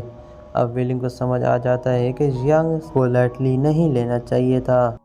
वो भागने की कोशिश करता है, लेकिन जियांग उसे रोक लेता है और फोर्स करके घुटनों पर गिरा देता है और वेलिन की वहाँ पर सबके सामने इंसल्ट हो जाती है। वो गुस्से में बोलता है, आज जो तुमने किया है उसका बदला ज़रूर लूँगा। तो जियांग वहाँ पर हंस कर कहता है, ज़्यादा मत भौंको, जब मैं ना बोलूँ तो मुंह मत खोलना, और उसके सर पर थप्पड़ मारकर उसे ज़मीन पर गिरा देता है। वेटियान धमकी देता है, तुम्हें पता है ना तुमने किसका अपमान किया है, मेरे भाई रैम्पेज गैंग का मेंबर है। जियांग एक ही स्ट्राइक में उसको भी बुरी तरह इंजर्ड कर देता है और फिर शियारो से कहती है, हमें यहाँ से चलना चाहिए। तो फिर वो लोग वहाँ से जा रहे होते हैं और जाते जाते जियांग वहाँ से वेलिन से कहता है, चाहे तुम किसी भी गैंग के मेंबर हो, मुझे फ़र्क नहीं पड़ता, अगर तुम्हें बदला लेना है तो तुम कभी भी आ जाना। उसके बाद जियांग वहाँ से शियार को लेकर चला जाता है। फिर हमें सिटी लॉर्ड का मेंशन दिखाया गया, जहाँ पर वेजिन नाम के एक घमंडी बंदे की एंट्री हो गई। वो अपने सर्वेंट से बड़े ही रूड तरीके से साइड में हटाते हुए सिटी लॉर्ड के पास पहुंच गया। तो सिटी लॉर्ड जोर से बताता है, वेजिन तुम्हें अपना ये रवैया कंट्रोल में रखना होगा, हमारे सिटी मर्किसों को ऐसा बर्ताव बिल्कुल भी पसंद नहीं है, इसलिए जब एल्डर सोंगशिया यहाँ पर आएंगे तब उनके सामने अच्छे से बर्ताव करना, अगर उन्हें गुस्सा आ गया तो फिर तुम्हारी कोई खैर नहीं, फिर तो मैं सिटी लॉर्ड होके भी तुम्हारी मदद नहीं कर पाऊंगा। तो वेजिन तुरंत ही सिटी लॉर्ड के सामने माफ़ी मांगते हुए कहता है, अच्छा हुआ मुझे याद दिला दिया, मैं तो उस सोंगशिया के सामने काफ़ी अच्छे से पेश आऊँगा। और उतने ही में सोंग फैमिली की कैरियर जो वहाँ पर पहुँच गई। दरअसल सिटी लॉर्ड उन्हें स्वागत करने के लिए बाहर खड़ा था और अब एल्डर सोंगशिया वहाँ आते ही लॉर्ड उनका स्वागत करते हैं। गाइस, ये एल्डर वही है जिनकी जान ने मदद की थी और इनकी बेटी की जान बचाई थी, सॉरी बेटी नहीं पोती की, और साथ ही उसने किंग शुई की 9 थंडर बॉडी को बैकलैश को भी सप्रेस किया था। अब यहाँ पर एल्डर सोंगशिया सिटी के लॉर्ड जू को बताने लगे, आज मैं कोई इंस्पेक्शन करने नहीं आया, बल्कि हम दोनों तो यहाँ पर एक ट्रिप पर आए हैं। जो सुनते ही वेजन तुरंत ही सामने आकर एल्डर सोंगशिया को ग्रीट करता है। दरअसल ये बंदा रैम्पेज गैंग का लीडर है और इसी वजह से इसका बर्ताव काफ़ी ज़्यादा ही रूड था। भले ही वेजन एल्डर सोंगशिया के सामने काफ़ी अच्छे से बर्ताव कर रहा था, लेकिन एल्डर सोंगशिया और किंगशी उसकी हरकतों से काफ़ी अच्छे से वाकिफ़ थे। वहीं पर सिटी लॉर्ड जू किंगशी के इलनेस के बारे में पूछ रहा था, तो एल्डर सोंगशिया उसे बताने लगे कि हेवंस की तो हम पर बहुत बड़ी मेहरबानी हुई। दरअसल हम दोनों एक ट्रिप पर थे और इसी दौरान एक यंग कल्टीवेटर से हमारी मुलाकात हुई। उसी बंदे ने अपनी पावर्स का यूज़ करते किंगशी की इलनेस को काफ़ी हद तक ठीक कर दिया। जो सुनते ही लॉर्ड जू काफ़ी ज़्यादा खुश हो गया। वो कह रहा था कि ये बहुत ही अच्छी खबर है, अगर मिस किंगशी की इलनेस की ओर हो गई तो वो कल्टीवेशन की ऊंचाइयों को हासिल कर सकती है। मैं तो हेवन से उनके लिए प्रे करूँगा कि वो जल्दी ठीक हो जाएं। साथ ही लॉर्ड जू बता रहा होता कि आपके आने की खुशी में ऑलरेडी दावत की प्रिपरेशन हो गई थी, तो प्लीज़ अंदर आकर दावत का मज़ा उठाइए। तो सभी लोग का रवैया देखकर हमें पता चलता है कि एल्डर सोंगशिया कोई मामूली एल्डर तो नहीं है। उनकी कोई खास पोजीशन है जो कि काफ़ी हाई लेवल की है। और अब सीन शिफ्ट होता है टांग फैमिली के हेड को देखते हैं, जो कि अपने बेटे शियार को देखकर काफ़ी डांट रहा होता है। वो उससे पूछता है, बताओ इनर डिसेबल गैदरिंग में ऐसा क्या हुआ जो तुमने वेलिन के साथ झगड़े किए। तो शियार अपने फादर को बताती है कि वेलिन एक नंबर का कमीना है, वो मुझे अपने साथ ज़बरदस्ती ड्रिंक पर बुलाना चाहता था और जब मैंने मना किया तो उसने दूसरे डिसेबल्स को टॉर्चर करना शुरू कर दिया। ये तो हुआ ही था, मेरे साथ जी जाती थे, वरना तो वो बंदा मेरे साथ ज़बरदस्ती का था। सीरियन यान जियांग ने मुझे प्रोटेक्ट किया और वेलिंग के साथ भी उन्होंने अच्छा खासा सबक सीखा। सीनियर जियांग अगर मेरे साथ नहीं होते तो पता नहीं मेरा क्या ही होता। हालांकि मास्टर टांग को अपनी बेटी की ज़रा भी परवाह नहीं थी। वो उसे कहता है कि क्या तुम्हें पता नहीं कि वेलिन रैम्पेज गैंग का मेंबर है। रैम्पेज गैंग पूरी रेडमोन सिटी पर डोमिनेट करती है और तुमने उसी खतरनाक बंदे को प्रोवोक किया। क्या तुम्हें सोच सकती है उसका हमारी फैमिली पर क्या असर होगा। जो सुनते ही शियार अपने फादर पर गुस्सा करती वो कह रही थी, वेलिन ने ही पहले मुझे बुली किया था और फिर सीरियन जियांग ने कुछ भी नहीं किया, वो तो बस उनका जवाब था। हमने कोई गलत काम नहीं किया, इसलिए आप बेवजह हम पर गुस्सा ना करें। जो सुनते ही शियार की आंटी जुआन उस पर काफ़ी ज़्यादा भड़क गई। वो कह रही थी, शियार पता नहीं तुम इतनी नादान कैसे होगी। भले ही वेलिन एक नंबर का कमीना है, लेकिन वो हमारे निकम्मे जीजाजी के मुकाबले 1000 गुना पावरफुल है। साथ ही उसकी फैमिली इतनी ज़्यादा ख़तरनाक है कि वो पूरी सिटी को डोमिनेट कर सकती है और तुमने बेवकूफ़ों की जैसे उस बंदे के साथ पंगे ले लिए। अब इसकी कीमत तो हमारी पूरी टांग फैमिली को चुकानी होगी। जो सुनते ही शियार काफ़ी ज़्यादा हैरान हो जाती है। वो कहती है कि आंटी आपको तो मेरा साथ देना चाहिए था, लेकिन देखो आप तो आउटसाइडर को सपोर्ट कर रही हो। जब वो वेलिन हमें हरेस कर रहा था तब क्या हम बस चुपचाप खड़े होकर तमाशा देखते। उतने में ही मास्टर टांग जियांग से कह रहे थे, तुमने वेलिन पर अटैक किया था, इसलिए अब तुम ही बताओगे इस मसले को हल कैसे किया। मगर मेरी टांग फैमिली को भी फैमिली से कोई ज़रा भी टॉर्चर हुआ तो उसकी सारी जिम्मेदारी तुम लोगे। तो जियांग तुरंत ही रिस्पॉन्सिबिलिटी उठाते हुए कहता है कि ठीक है, अगर आपको लगता है कि ये सारा मसला मेरी वजह से है तो मैं इसका अंजाम भुगतने के लिए भी तैयार हूँ। मेरी वजह से आपकी टैंक फैमिली को कोई भी नुकसान नहीं होगा। अगर भी फैमिली के लोग आपसे मिलने हैं तो आप उन्हें मेरे पास भेज देना। हालांकि जियांग का एटीट्यूड मास्टर टांग को ज़रा भी पसंद नहीं आता। वो उसे गुस्से में बता रहे थे कि तुमने वी फैमिली और रैम्पेज फैमिली को काफ़ी हल्के में ले लिया है। उनके लिए तुम्हें ख़त्म करना कोई कीड़े को मारने के बराबर होगा, इसलिए अपनी औकात देखकर बात करनी चाहिए। मुकाबला वही करो जिससे तुम जीत सको। और यहाँ पे मुझे तुम्हारी मौत साफ नज़र आ रही है। उनकी बातें सुनकर जियांग को वहाँ पर हंसी आ रही होती है। वो मास्टर टांग से कहते हैं, अगर मैंने उस वेलिन के साथ पंगे लेना ज़रूरी समझा है तो मेरे पास उसका बैकअप प्लान भी है। मैं अच्छे से जानता हूँ कि रैम्पेज गैंग मुझसे बदला लेने की कोशिश करेगी और मुझे उनसे कोई भी डर नहीं है। जैसा मैंने वेलिन को उसकी याद दिला दी, वैसे ही मैं रैम्पेज गैंग को भी उसके स्टेटस दिखा दूंगा। वो लोग बेवजह ही अपनी पावर्स का मिसयूज़ करते हुए दूसरों को बुली करते हैं, लेकिन अब उन्हें आईना दिखाने का वक्त आ चुका है। खैर, अब आपके पास अगर कुछ और बोलने को नहीं है तो मुझे इजाज़त दीजिए। मैं आपके साथ बहस करके अपना प्रीशियस टाइम ज़ाया नहीं करना चाहता। इतना कहते ही जियांग वहाँ से निकल पड़ता है। यहाँ पर शियार जियांग को लेकर काफ़ी ज़्यादा ही परेशान थी। शियार को ये फील हो रहा था कि सारा मसला उसकी वजह से हुआ है। अगर वो जियांग को इनर डिसेबल गैदरिंग में ना ले जाती तो शायद ये होता ही नहीं। वहीं पर आंटी जुआंग अपने बड़े भाई को बताने लगी कि ये जान एक नंबर का घमंडी है, बेवजह उसकी फिक्र मत करो। ये बंदा जिए या मरे, इससे हमें कोई लेना देना नहीं। जो सुनते ही शियार काफ़ी ज़्यादा पैनिक हो गई। वो अपने फादर को बता रही थी कि आप सीनियर जियांग के साथ ऐसा बर्ताव नहीं कर सकते। उन्होंने अगर वेलिन के साथ फाइट किया है तो सिर्फ मुझे प्रोटेक्ट करने के लिए। अगर वो मेरे लिए स्टैंड नहीं लेते तो शायद आप उन्हें लूज़र बोलते, और अब जबकि उन्होंने मेरा साथ दिया तो आप उन्हें बेवकूफ़ बोल रहे हो। ये तो सरासर गलत है।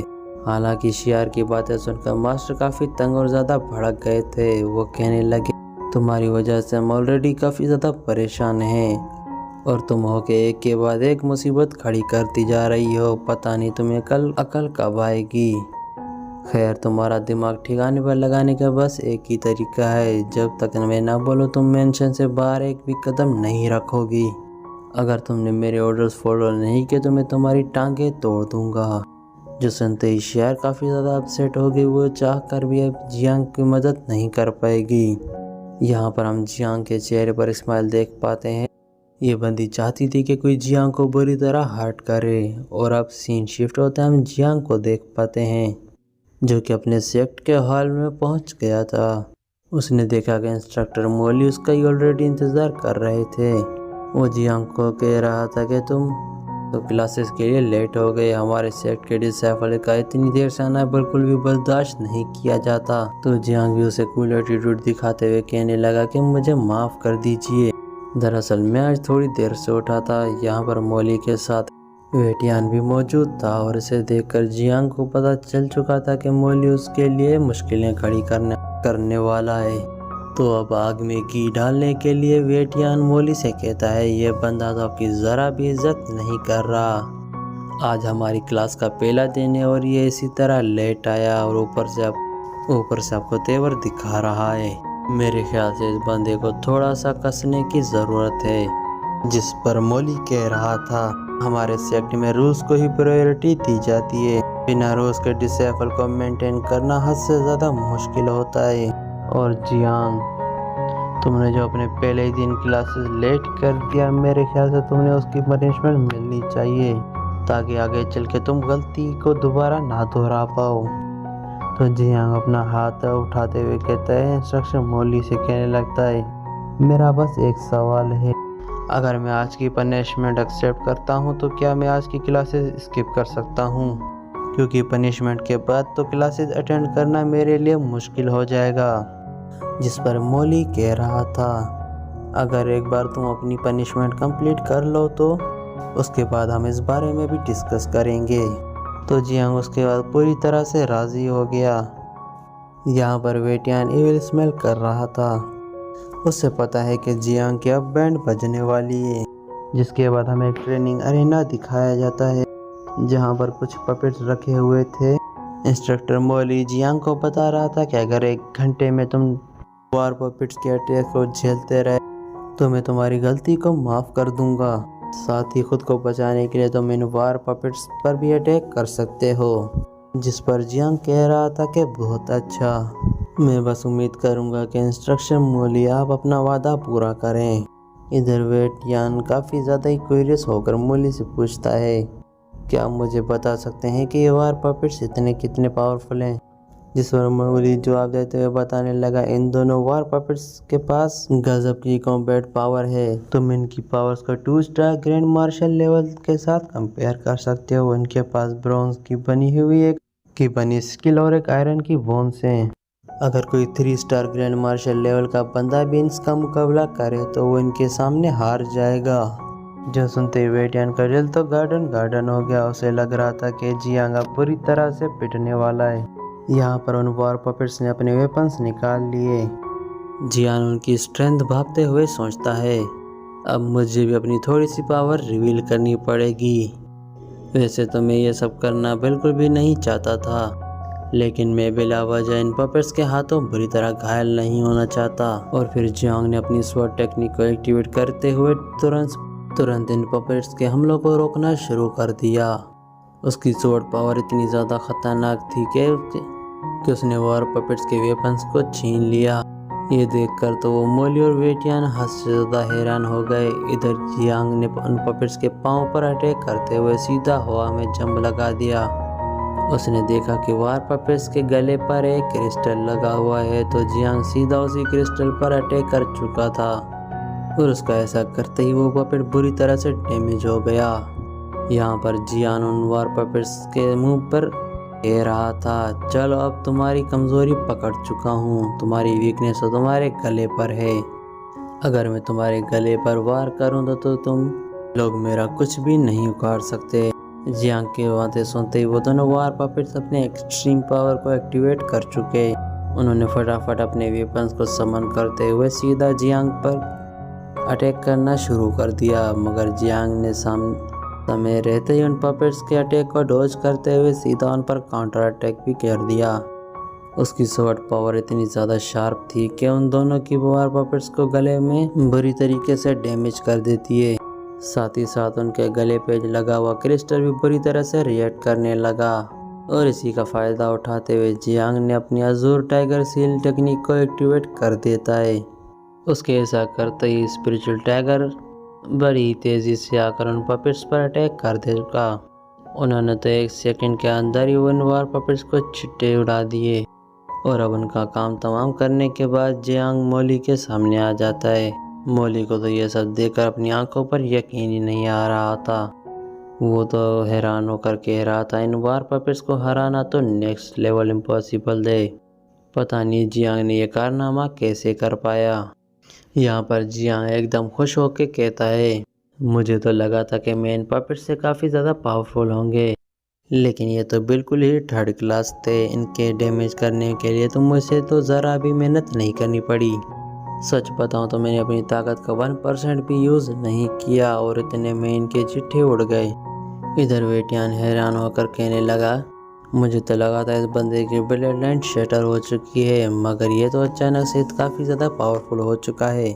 वो इंस्ट्रक्टर मोली से कहने लगा, सीनियर क्या आप मुझे क्लास स्किप करने की परमिशन दे सकते हो?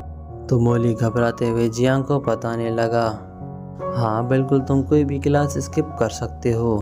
जो सुनते ही जियांग वहाँ पर मोली का शुक्रिया अदा करते हुए वहाँ से निकल पड़ता है। वो हॉल से बाहर आते ही अपनी मास्टर से पूछने लगा, क्या हमें टियानियन माउंटेन में जाकर दोबारा से थंडर शेडो आर्ट की प्रैक्टिस करनी चाहिए? जो सुनते ही स्वॉर्ड फेरी तुरंत उसके सामने अपेयर होती है। वो जियांग से पूछ रही थी, क्या तुम्हारी star cloud academy gravity chamber मौजूद है? अगर यहाँ पर ग्रेविटी चैम्बर होगा तो हमें यहाँ पर ट्रेनिंग कर सकते हैं। उस चैम्बर में प्रैक्टिस करने की वजह से तुम्हारी थंडर शेडो आर्ट दुगनी इफेक्टिव होगी। अब जियांग के पास उसके बारे में कोई भी इंफॉर्मेशन नहीं थी, इसलिए वो फेरी को कहता है, मुझे एल्डर होंग से बात करनी पड़ेगी, शायद वो इस मैटर में हमारी हेल्प कर सकें। जिसके बाद तुरंत ही एल्डर होंग के मेंशन के सामने पहुंच गया था, जहां पर हम एल्डर होंग के डायरेक्ट डिसेबल टांगलिन को देख पाते हैं। वो तो जियांग को वहाँ पर देखकर काफ़ी ज़्यादा सरप्राइज्ड हो गया। वो यांग से पूछता है, बताओ तुम्हारे जैसे लूजर यहाँ पर क्या लेने आए हो? जिस पर यांग जियांग कहने लगता है कि टांगलिन ज़रा जुबान संभाल कर बात करो, मैं तुमसे मिलने नहीं आया, तो तुम बेवजह हवा में इतना उछलने की कोशिश ना ही करो तो अच्छा है। जिस पर टांगलिन कह रहा था, शुक्र मनाओ मैंने अभी तक तुम्हारी पिटाई नहीं की, मैं अब तुम्हें आखिरी से वार्निंग दे रहा हूँ, चुपचाप वहाँ से दफ़ा हो जाओ। अगर तुम्हारी वजह से मास्टर की कल्टीवेशन डिस्टर्ब हो गया तो मुझसे बुरा कोई नहीं होगा। जिस पर जियांग कह रहा था, जहाँ तक मुझे याद है मैंने तुम्हारे साथ ठीक से बात भी नहीं की, तो तुम फिर बेवजह से मेरे खिलाफ इतना ग्रज क्यों रखते हो? क्या तुम मुझे बता सकते हो तुम्हारे दिल में मेरे लिए इतनी नफरत क्यों है? शायद तुम्हें इस बारे में कोई भी आइडिया नहीं होगा, लेकिन तुम्हारे मास्टर होंग भी मेरे सामने इज्जत से बात करता है। उसने भी आज तक मुझे कभी धमकी नहीं दी। अगर तुम्हारे मास्टर को मुझे से इतना डर लगता है तो बताओ तुम्हारे क्या हाशर होगा। जो सुनते ही वो बंदा अपनी पावर्स को एक्टिवेट करते हुए सीधा जियांग के ऊपर हमला कर देता है। वो जंप लगा चुका था। वो कह रहा था, मुझे तुमसे नफरत इसलिए है क्योंकि तुमने 01 के साथ शादी की। और मगर जियांग सामने रहते ही जंप लगाते हुए उसके अटैक को डॉज कर देता है। जो देखकर टांगिंग दोबारा अपनी पावर्स को एक्टिवेट करते हुए यांग के ऊपर मल्टीपल अटैक करने की कोशिश कर रहा था, मगर जियांग बड़े आराम से पीछे हटते हुए उसके सारे अटैक को डॉज करने लगा। और अब जियांग ने भी उस पर अपनी पावर्स को आजमाना शुरू कर दी। वो टांगिंग के अटैक को ब्लॉक करते हुए उस पर काफ़ी पीछे धकेल चुका था। टांगलिंग तो ये देखकर हैरान हो गया था कि जियांग के हल्के से प्रेशर से वो इतना ज़्यादा घायल हो चुका है। अभी तो जियांग ने शुरुआत भी नहीं की थी और इस बंदे को मार मिलना बाकी है। उतने में ही जियांग अपनी पावर्स को एक्टिवेट करते हुए वहाँ पर एक स्पिरिचुअल बीस्ट को समन कर लिया। इस थंडर लायन ने बड़ी तेज़ी के साथ जाकर उस बंदे को एक ही झटके में रूह पर चिपका दिया, जिसके चलते वो बंदा घायल होकर वहीं पर बेहोश हो जाता है। अब इन दोनों का शोर शराबा सुनकर वहाँ पर एल्डर होंग भी पहुँच चुके थे। वो तो अपने डिसाइफल की इतनी बुरी हालत देखकर जियांग पर काफ़ी ज़्यादा भड़क जाए। वो तो जियांग से पूछते हैं, बच्चे आखिर तुमने ऐसा क्यों किया, तुम्हारी प्रॉब्लम क्या है? जब देखो तुम कोई ना कोई मसले खड़े करते रहते हो, कहीं तुम हमारी स्टार क्लाउड एकेडमी के खिलाफ बगावत करने तो नहीं आए? जो सुनते ही जियांग अपने उसी फनी अंदाज में कहने लगा, एल्डर होंग आपने तो मुझे गलत समझ लिया। दरअसल मैं तो स्टार किंग के कहने पे यहाँ पर आया था। अब स्टार किंग का जिक्र सुनते ही एल्डर होंग थोड़ा सा शांत हो गया।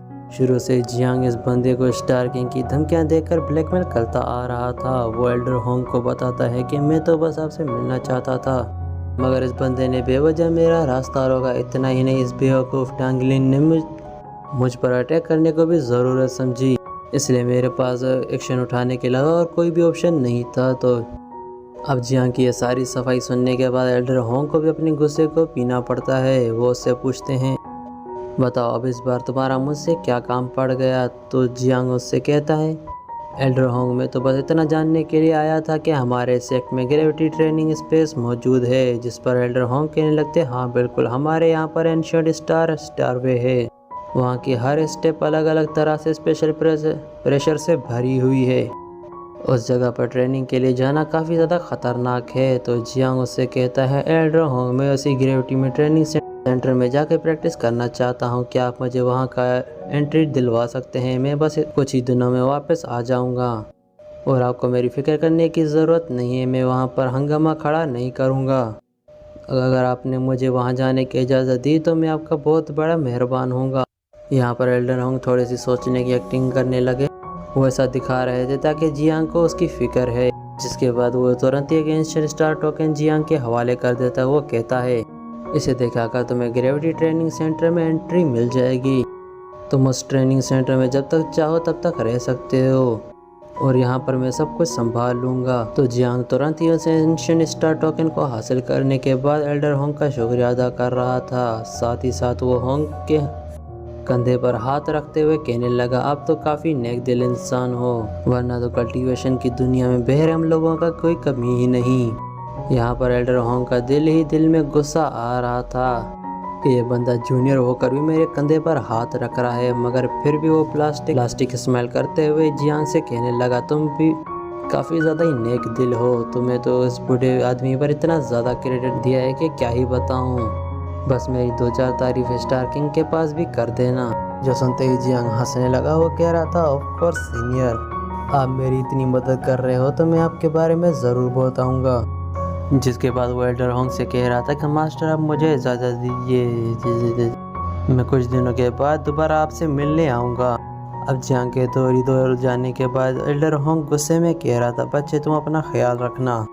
यह मास्टर तो बस जियांग को रास्ते से हटाना चाहता था। जिसके बाद हम देख पाते हैं कि जियांग ग्रेविटी ट्रेनिंग सेंटर तक पहुंच गया। जियांग इस जगह को केयरफुली ऑब्जर्व कर ही रहा था, तभी उसको अपने मास्टर की आवाज़ आई, जो कि उसे बताने लगी, मैंने इमेजिन भी नहीं किया था कि यहाँ पर एक ट्रेनिंग ग्रेविटी सेंटर होगा। एक बात तो माननी ही पड़ेगी, ये स्टार क्लाउड फैक्शन जितना सिंपल दिखता है उतना ही ज़्यादा मिस्टीरियस होगा।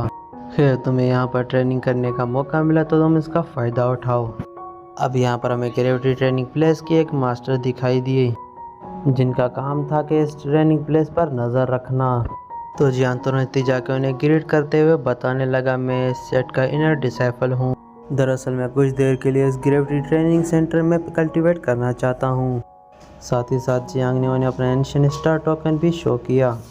उस एंशिएंट स्टार टोकन को देखते ही एल्डर उससे कहने लगे, तुम्हें तो इस जगह का अनलिमिटेड एक्सेस मिल चुका है, तुम यहाँ पर कभी भी आ जा सकते हो, मगर अंदर जाने से पहले तुम्हें एक बात याद रखनी होगी, हमारे ग्रेविटी ट्रेनिंग सेंटर में एक एंशिएंट स्टार वे है जिस पर तुम इमेजिन भी नहीं कर सकते उतना हैवी प्रेशर रहेगा, इसलिए तुम अपनी लिमिट्स को देखकर ही आगे बढ़ना। ज़्यादा बहादुरी दिखाओगे तो बुरी तरह से घायल हो सकते हो। सुनते ही जियांग उस एल्डर का शुक्रिया अदा करते हुए सीधा बैरियर के पास पहुँच गया। वहाँ पर वो अपना एंशिएंट स्टार टोकन शो करते हुए एंट्री मिल चुकी थी। जिसके बाद जियांग सीधा उस स्पेशल स्टार स्टेयरवे के सामने कूद गया। वहाँ आते ही उस पर काफ़ी तेज स्पेशल प्रेशर गिरने लगा, जो देखकर जियांग भी थोड़ा सा हैरान हो गया। वो कह रहा था, मैं तो पहले ही लेवल पर आ चुका हूँ, लेकिन इसके प्रेशर को भी मैं फील कर पा रहा हूँ, ये भी मेरे लिए बहुत ज़्यादा है। अगर ये फर्स्ट लेवल इतना ज़्यादा ख़तरनाक होगा तो पता नहीं अपर लेवल्स कैसे ही होंगे। जिसके बाद जियांग अपनी थंडर पावर्स को एक्टिवेट करते हुए सीधा हायर लेवल पर जंप लगा चुका था। यहाँ पर जियांग काफ़ी ज़्यादा हैरान था कि वो पहली कोशिश में छठे लेवल तक पहुँच गया। उतने में उसे स्वॉर्ड फेरी की आवाज़ आने लगी। वो उसे बता रही थी कि तुम्हारे पास 5 एलिमेंट स्वॉर्ड बॉडी है जो किसी भी पावरफुल ट्रेजर से कम नहीं होगी। अगर तुम्हारे पास एलिमेंट्स की बॉडी नहीं होती तो शायद पहले ही लेवल पर तुम क्रश हो जाते, क्योंकि किसी भी ऑर्डिनरी कल्टीवेटर की बॉडी इतना हाई प्रेशर को झेल नहीं सकती। उसकी बातें सुनकर जियांग वहाँ पर कहता है, मास्टर ये सब तो आपकी वजह से पॉसिबल हुआ है। आपने मुझे हर एक स्टेप पर गाइड किया, तो मैं आपका एहसान कभी भी नहीं चुका सकता। इतना कहते ही जियांग वहाँ पर कल्टीवेशन करने बैठ गया। यहाँ पर उसने अपनी थंडर स्वॉर्ड टेक्निक को मास्टर करना शुरू कर दिया था ताकि वह जल्द से जल्द ऊपर सेकेंड लेवल पर भी पहुँच जाए। साथ ही उसकी स्वॉर्ड वहाँ पर मौजूद सारे ग्रेविटेशनल फोर्स को एब्जॉर्ब कर रही थी। लेकिन उतने में ही जियांग को वहाँ पर जोरदार एनर्जी फ्लक्चुएशन महसूस हुआ। साथ ही उसे अपने मास्टर की आवाज़ आने लगी। वो कह रही थी, वहाँ ऊपर जाकर चेक करो कि आखिर ये क्या भयानक एनर्जी यहाँ से आ रही है। मेरे ख्याल में ये स्टार वे पर ज़रूर कोई पावरफुल ट्रेजर होगा। तो जियांग अपनी पावर्स को एक्टिवेट करते हुए सीधा अपर लेवल पर छलांग लगा चुका था। वैसे तो इस हैवी ग्रेविटेशनल फोर्स को झेलना तो इम्पॉसिबल था, लेकिन जियांग अपनी मास्टर की मदद के साथ उस ट्रेजर के पास पहुंच जाता है। मास्टर उसे बता रही थी कि ये तो एक डायग्राम फॉर्मेशन है, और सबसे अमेजिंग बात यह है कि इस फॉर्मेशन को अपने अंदर चौथी रैंकिंग के थंडर बीस्ट कोर को छुपा रखा है। जियांग यान, अगर ये कोर तुम्हारे हाथ लग जाए तो ये तुम्हारे गोल्डन लाइन की एसेंस पावर को काफ़ी ज़्यादा भयानक बना देगा। इसलिए मैं चाहती हूँ कि तुम फटाफट जाकर इस कोर को हासिल कर लो। तो जियांग भी अपनी मास्टर की बात मानते हुए सीधा उस डायग्राम फॉर्मेशन के अंदर चला गया, जहाँ पर जियांग उस कोर को हासिल करने के काफ़ी ज़्यादा करीब था। मगर उतने में उस थंडर कोर की पावर उसे काफ़ी ज़्यादा ही पुश कर देती है, और वो समझ चुका था कि ये थंडर कोर इतनी आसानी से उसके हाथ नहीं लगने वाली। और उतने में वो देखता है कि वो थंडर कोर उस पर अटैक करने की फिराक में है, जो देखते ही स्वॉर्ड फेरी बीच में आकर जियांग को दूर ले जाती। यहाँ पर स्वॉर्ड फेरी ने अपनी पावर्स को यूज़ करते हुए थंडर कोर के उस अटैक को काउंटर कर लिया। इतना ही नहीं, वो उस कोर की पावर को जमा करते हुए ज़मीन पर डिस्ट्रॉय कर देती है। अब यहाँ पर स्वॉर्ड फेरी ने उस कोर को हासिल करने की कोशिश कर रही थी, जिसके चलते फाइनली उस थंडर कोर को भी हार माननी पड़ती है। मगर ये डायग्राम फॉर्मेशन उसी थंडर कोर को प्रोटेक्ट करने के लिए सेटअप किया गया था। अब कोर उससे निकलने के बाद वो फॉर्मेशन उस पर अटैक करने लगी, तो मास्टर सोल शील्ड एक्टिवेट करते हुए इन दोनों को प्रोटेक्ट करने लगी। हालांकि स्वॉर्ड फेरी ने देखा कि ज़्यादा देर तक उसकी शील्ड भी वहाँ पर प्रेशर के सामने नहीं टिक पाएगी, इसलिए वो जियांग का हाथ पकड़कर जल्दी वहाँ से छलांग लगा जाती है। उसके पीछे आते ही वो फॉर्मेशन बहुत ही भयानक तरीके से एक्सप्लोड हो गई। उसकी आवाज़ इतनी तेज थी कि बेचारे एल्डर की भी वहाँ नींद खुल गई। इधर जियांग अपनी मास्टर से कह रहा था कि वहाँ पर काफ़ी भयानक प्रेशर था, और उतने में वो देखता है कि स्वॉर्ड फेरी काफ़ी ज़्यादा इंजर्ड हो चुकी है। वो फटाफट अपनी मास्टर को संभालने लगा। फेरी उसे बताती है कि शायद मैंने इस पर्पल फॉर्मेशन के डायग्राम पावर्स को अंडर एस्टिमेट किया। मुझे तो लगा था कि मैं आसानी से इस पावर को झेल पाऊंगी, लेकिन अब तो मुझे महसूस हो रहा है कि मेरी पूरी सोल पावर एग्जॉस्ट हो गई है। मेरे ख्याल से मुझे आराम की करने की ज़रूरत है। यहाँ पर जियांग को खुद पर काफ़ी ज़्यादा गुस्सा आ रहा था कि वो चाहकर भी अपनी मास्टर की कोई भी मदद नहीं कर सकता। वो उससे पूछता है, मास्टर क्या ऐसा रास्ता है कि जिसका यूज़ करके आपकी सोल पावर को रिकवर कर पाएँ। स्वॉर्ड फेरी उसे बताने लगी कि मेरी मदद तो बस 16 ऑब्जेक्ट ही कर सकते हैं, मगर इतने कम वक्त में उसे हासिल करना नेक्स्ट टू इम्पॉसिबल है। इसलिए फ़िलहाल के लिए तुम मुझे आराम करने पर ध्यान देने दो। साथ ही स्वॉर्ड फेरी ने जियांग को बता रही थी, तुम्हारे गले में जो स्वॉर्ड सोल बोन है उसमें तुम्हें मेरी ज़िंदगी भर की हासिल की हुई नॉलेज, मेडिकल आर्ट्स, एल्केमी और फॉर्मेशन टेक्निक्स के इम्प्रिंट मिल जाएंगे। मैं चाहती हूँ मेरी एब्सेंस में तुम उनकी मन लगाकर पढ़ाई करो। इसी तरह मेरे ना होने के बावजूद भी तुम्हारी कल्टीवेशन की जर्नी में कोई भी रुकावट नहीं आएगी। तो जियांग अपनी मास्टर से प्रॉमिस करता है, भले ही सोलो जेट्स को इतना जल्दी ढूंढना इम्पॉसिबल है, लेकिन मैं अपनी तरफ से पूरी करते हुए सोलो जेट्स को हासिल करूंगा, ताकि मैं अपनी मास्टर की थोड़ी सी मदद तो कर पाऊँ। हम दोनों मिलकर अपनी सोल और बॉडी को रीबिल्ड करेंगे। अब स्वॉर्ड फेरी के सोल बोन में जाने के बाद जियांग उस फॉर्मेशन को देखने लगा। वो कहने लगा, इस पर्पल फॉर्मेशन के डायग्राम का इम्पैक्ट इतना ज़्यादा था कि मुझे ऐसा लगता है कि इम्पैक्ट को स्टार क्लाउड सेट के एल्डर्स ने भी महसूस किया होगा। अगर ऐसा हुआ तो फिर मैं बहुत बड़ी मुसीबत में फंस जाऊंगा। मेरे ख्याल से मुझे यहाँ से अभी के अभी निकलना चाहिए। मगर उतने में यांग वहाँ पर किसी के होने का एहसास हुआ। हालांकि जब उसने देखा तो वो पर्सन वहाँ से गायब हो चुका था और तभी अचानक से एक बंदी उसकी तरफ करीब आ गई तो जियांग काफ़ी तेज से उससे दूर हट जाता है। वो जियांग से पूछने लगे कि क्या तुम मुझे बता सकते हो तुम्हें इस पर परफॉर्मेशन ने कौन सा ट्रेजर मिला। दरअसल ये बंदी एक वाइट फॉक्स है और उसे जियांग के हासिल की हुई थंडर कोर में काफ़ी ज़्यादा ही दिलचस्पी थी। इधर जियांग कह रहा था कि मैं तुम्हें कुछ भी नहीं बताने वाला। सुनते ही वो बंदी सीधा उसकी तरफ भागने लगी। वो कह रही थी अगर वो मुझे नहीं बताओगे तो मैं तुम्हें खुद ही पता कर लूँगी। तो उसे अपनी तरफ आता देखकर जियांग भी अपने गोल्डन लाइन को समन कर लेता है। साथ ही साथ वो अपने थंडर फ्लैश टेक्निक का यूज़ करते हुए उस बंदी पर अटैक करने की कोशिश करता है। लेकिन वो वाइट फॉग इतनी तेज थी कि उसे छलांग लगाते ही जियांग के अटैक को डॉज कर लिया। यहाँ पर जियांग को समझ आ चुका था कि उसके अपोनेंट काफ़ी ज़्यादा स्ट्रॉन्ग है। मगर उसने नोटिस किया कि इस बंदी ने अभी तक मुझ पर कोई भी हमला नहीं किया। वहाँ पर वो बंदी उसे बता रही थी मैं तो स्टार क्लाउड एकेडमी के सारे डिसेबल्स को जानती हूँ, लेकिन मुझे लगा था कि सेट के पास तुम्हारे जैसा कोई भी जीनियस न होगा। सच बताऊँ तो तुम्हारी पावर देख के मैं काफ़ी ज़्यादा इम्प्रेस हो चुकी हूँ और जो भी लोग मुझे इंटरेस्टिंग लगते हैं मैं उनका इतनी जल्दी से पीछा नहीं छोड़ती। जिसके बाद वो दोबारा से जियांग पर कूद गई और यहाँ पर जियांग को लग रहा था कि वो बंदी मुझ पर अटैक करने लगेगी, लेकिन वो तो सीधा उसकी बाहों में आ चुकी थी। यहाँ जियांग को भी उस बंदी को समझने में काफ़ी ज़्यादा दिक्कत होने लगी। वो एग्जैक्टली उसकी थंडर कोर छीनना चाहती थी या उसके साथ फ्लर्ट करना चाहती थी। यह बात अभी तक उसे क्लियर समझ में नहीं आ रही थी। अब उतने में वो बंदी उसकी गोद से नीचे उतरते ही तुरंत उसके ऊपर हल्के फुल्के अटैक करने लगी। जियांग इतना तो समझ गया था ये बंदी बिल्कुल भी घायल नहीं करना चाहती, बल्कि इसके इरादे तो कुछ और ही हैं। यहाँ पर वाइट फॉक्स ने उस जियांग का हाथ थाम लिया था। वो बस लंबी लंबी आहें भरते हुए उसे घूरने लगी, जो देखकर जियांग वहाँ पर काफ़ी ज़्यादा अनकंफर्टेबल फील कर रहा था।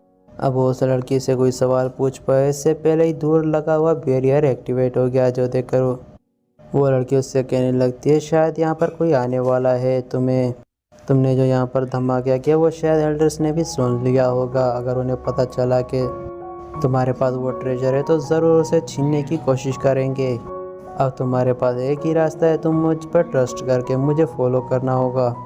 यहाँ पर सिर्फ मैं ही तुम्हें एक्सपोज होने से बचा सकती हूँ। अब जियांग को इस पर ट्रस्ट करने के अलावा और कुछ भी समझ नहीं आ रहा था कि इस बंदी पर ट्रस्ट करना चाहिए या नहीं। साथ ही साथ स्वॉर्ड फेरी को भी डिस्टर्ब नहीं करना चाहता है, इसलिए वो उस लड़की की बात मानते हुए सीधा उसके पीछे चला जा। फिर हम देख पाते हैं जियांग और वाइट फॉक्स एक जगह पर छुपे हुए थे। यहाँ पर जियांग को उस फॉक्स को अपने इतने करीब आना बिल्कुल भी पसंद नहीं था। उसे काफ़ी ज़्यादा अनकंफर्टेबल फील हो रहा और वहीं पर वो बंदी उसकी तरफ देखकर फ्लर्टी स्माइल करने लगी, जो देखकर बेचारे जियांग की तो हालत ख़राब हो गई। वो बस किसी कीमत पर इस बंदी से दूर जाना चाहता था और उसकी ऐसी हरकतें देखकर उस बंदी को भी वहाँ पर हंसी आने लगी और वो समझ गई ये बंदा काफ़ी ज़्यादा ही नेक दिल का और समझदार है। फिर उसने देखा कि पवेलियन के लोग वहाँ से जा चुके हैं। तुरंत ही यान जियांग को बताने लगी कि जूनियर वो लोग जहाँ से जा चुके हैं, तो अगर तुम चाहो तो हम लोग बाहर जा सकते हैं। तो ये सुनते ही जियांग भी रिलैक्स हो गया। वो कह रहा था अच्छा हुआ हम लोग उन लोगों की नज़रों में नहीं आए, वरना हमारे लिए मुश्किलें खड़ी हो जाती। जिसके बाद वो तुरंत ही उस फॉक्स से दूर हट गया। उसकी ऐसी अनकंफर्टेबल हरकतें देखकर वो लड़की वहाँ पर काफ़ी ज़्यादा हंस रही थी, इसलिए वो जियांग को चिढ़ाने के लिए कहने लगी तुम थोड़ी देर पहले मुझे कितना करीब से देख रहे थे, तो अब क्या हुआ? तुम तो एक सेकंड के लिए अपनी नज़रें नहीं हटा रहे थे। जो सुनते ही वहाँ पर बेचारा जियांग काफ़ी ज़्यादा परेशान हो गया। वो उस बंदी से कह रहा था तुम ये क्या बात कर रही हो? मैंने तो तुम्हें अभी तक ठीक से देखा भी नहीं, तो प्लीज़ मेरे सामने ऐसी बकवास बातें मत करो। मैं ना वैसे टाइप का लड़का बिल्कुल भी नहीं हूँ। जो सुनते ही वो वाइट फॉक्स जियांग को छूते हुए कहने लगी तुम्हें क्या लगता है मैंने कुछ भी नोटिस नहीं किया? लेकिन ऐसी रोमांटिक वाइब्स को मैं कभी भी मिस नहीं करती। यहाँ पर जियांग काफ़ी ज़्यादा टेंशन में आ गया था कि कहीं ये लड़की उसके ऊपर कोई ज़बरदस्ती ना कर दे। उतने में ही वो बंदी उसे कह रही थी कि देखो मैं जानती हूँ उस फॉर्मेशन से तुम्हें काफ़ी पावरफुल ट्रेजर मिला है, तो अगर तुम वो ट्रेजर मेरे हवाले कर दो तो फिर मैं तुम्हारी बाहों में आने के लिए तैयार हूँ। मैं तो खुद को पूरी तरह से तुम्हारे लिए सबमिट कर दूंगी। अब उसकी ऐसी बातें सुनकर जियांग उस पर काफ़ी ज़्यादा भड़क गया था। वो कह रहा था, सीनियर, सबसे पहली बात तो ये है कि मैं कोई ठरकी किस्म का बंदा नहीं हूँ, और सेकंड बात यह है कि मुझे कोई भी ट्रेजर हासिल नहीं हुआ, इसलिए आप मेरा पीछा छोड़ दें। अब यहाँ पर उस बंदी को पता था कि जियांग के पास कोई वो ट्रेजर है, लेकिन फिर वो उस ट्रेजर को हासिल करने के लिए जियांग पर कोई ज़बरदस्ती नहीं करना चाहती। तो वो उससे कहती है, ठीक है, अगर तुम मुझे कुछ भी नहीं बताना चाहते तो कोई बात नहीं, लेकिन जब अगली बार हमारी मुलाकात होगी तो मैं चाहती हूँ तुम मेरे साथ ईमानदारी से पेश आओ। इतना कहते ही वो बंदी उसे अलविदा कह के वहाँ से रवाना हो गई। अब यहाँ पर जियांग वापस अपने कमरे में आ चुका था। वो भी उस बंदी के बारे में सोच रहा था कि आखिर वो इतनी मिस्टीरियस लड़की कौन थी। उसका रवैया देखकर तो समझ गया था कि वो कोई मामूली कल्टीवेटर तो नहीं हो सकती। जिसके बाद वो खुद को समझाने लगा कि इस बारे में सोचने का कोई भी फ़ायदा नहीं होने वाला। फिलहाल तो मुझे उस 4th रैंकिंग के 3rd स्कोर को रिफाइन करने पर ध्यान देना चाहिए। इसलिए जियांग फटाफट से कल्टीवेशन करने बैठ गया। यहाँ पर जियांग ने अपनी स्वॉर्ड बॉडी को एक्टिवेट करते हुए 5 एलिमेंट्स को बाहर निकाल दिया। इन एलिमेंट्स की पावर की मदद से वो स्कोर को काफ़ी आसानी से रिफाइन कर सकता था, मगर उसके मास्टर की गाइडेंस के बगैर यह प्रोसेस काफ़ी ज़्यादा टाइम कंज्यूमिंग था। जियांग काफ़ी देर तक उस स्कोर को रिफाइन करने की कोशिश में लगा हुआ था, और फाइनली ये प्रोसेस पूरा हो गया। यहाँ पर हम जियांग की स्पिरिट बीस्ट को भी देख सकते हैं, जो कि अब पहले से काफ़ी ज़्यादा पावरफुल बन चुका था। साथ ही साथ जियांग के आसपास काफ़ी स्ट्रॉन्ग स्वॉर्ड इंटेंट भी फ्लोट कर रहा था, जिससे हमें पता चल जाता है कि जियांग ने ब्रेक थ्रू कर लिया है। इनफैक्ट जियांग भी अपनी इस प्रोग्रेस से काफ़ी ज़्यादा खुश था। वो कह रहा था कि वाकई इस थंडर कोड में गजब की पावर्स थी। ऐसी एक्स्ट्रा ऑर्डिनरी फोर्स को तो मैंने आज तक कभी महसूस भी नहीं किया। इस थंडर कोड की मदद से शायद स्वॉर्ड इंटेंट की 3rd रैंक को अचीव कर पाया हूँ। तो गाइस, यहाँ पर जियांग ने अपनी थंडर कोड की मदद से यहाँ पर एक और ब्रेक थ्रू कर लिया था, जो कि उसके लिए काफ़ी बड़ी अचीवमेंट थी। इतना ही नहीं, जियांग के बाद अब इननेट एबिलिटीज़ भी थी, जिनमें से कोई लाइटनिंग कंट्रोल और दूसरी बजर। तो इस थंडर कोर की मदद से इन दोनों डिफरेंट एबिलिटीज़ को आपस में तालमेल बैठ चुका था, यानी कि जियांग इन दोनों एबिलिटीज़ को एक साथ एक ही वक्त में यूज़ कर पाएगा। जियांग खुद को ये कह रहा था कि जब मेरी मास्टर को इस प्रोग्रेस के बारे में पता चलेगा तो वो काफ़ी ज़्यादा खुश हो जाएंगी। अब काफ़ी लंबी देर तक कल्टीवेट करने की वजह से जियांग को तगड़ी भूख लगने लगी थी, इसलिए वो तुरंत अपने कमरे से बाहर गया। लेकिन तभी एक अनएक्सपेक्टेड विजिटर उससे मिलने आ गया, जिसे देखकर जियांग के चेहरे पर एक इविल स्माइल आ चुकी थी। वेटियान को देखते ही वो समझ चुका था कि अब ये बंदा एक कोई नई मुसीबत लेकर आया है, इसलिए वो वेटियान को तेवर दिखाते हुए कहने लगा, अच्छे कुश्ते रास्ता नहीं रोकते, इसलिए जल्दी से सेट हट जाओ। मगर वेटियान ने यहाँ पर काफ़ी पोलाइट रिप्लाई दिया था। वो स्माइल करते हुए कहने लगा कि जियांग, मैं यहाँ पर झगड़ा करने नहीं आया हूँ, बल्कि मैं तो तुम्हारे पास दावत का न्योता लेके आया हूँ। दरअसल मेरे भाई वेलिन तुमसे मिलना चाहता है। तो जियांग उसे पूछने लगता है कि अच्छा जी, फिर बता दावत कहाँ पर है। जिस पर वेटियान कह रहा था, हमें क्रेन फ्रेगनेंस टावर पर जाना होगा, वहीं पर दावत की सारी प्रिपरेशन हो गई है। तो यहाँ जियांग भी एकदम कूल अंदाज में कहने लगा, अरे वाह, यह तो काफ़ी अच्छी खुशखबरी है। सच बताऊं तो भूख के मारे मेरा पेट में चूहे दौड़ रहे थे, और इतने में तुमने दावत का इनविटेशन दे दिया। अब इसे अच्छा क्या ही हो सकता है। जो सुनते ही वेटियान के चेहरे पर एक स्माइल आ गई। उसे लग रहा था कि भाई ये दावत तो तेरी आखिरी दावत होने वाली है। जिसके बाद वो दोनों सीधा फ्रेगनेंस टावर की तरफ रवाना हो गए। यहाँ पर वेटियान सोच रहा था, चलो ये बकरा तो खुद ही हलाल होने के लिए तैयार है, अब हमें भी इसकी जल्दी से जल्द ख्वाहिश पूरी करनी चाहिए। इधर जियांग का भी दिल में कह रहा था कि पता नहीं ये लोग मुझे इतना बेवकूफ़ क्यों समझ रहे हैं। क्या मैं ऐसा नहीं लगता कि मैं तुम्हारी प्लानिंग को देख नहीं पा रहा। खैर, अगर तुम मेरे लिए कब्र खोदोगे तो मैं तुम्हें उसमें दफना दूंगा। वैसे भी मैंने हाल ही में एक नई स्किल को मास्टर किया है, तो उसे यूज़ करने का इससे अच्छा मौका मुझे कभी भी नहीं मिलेगा।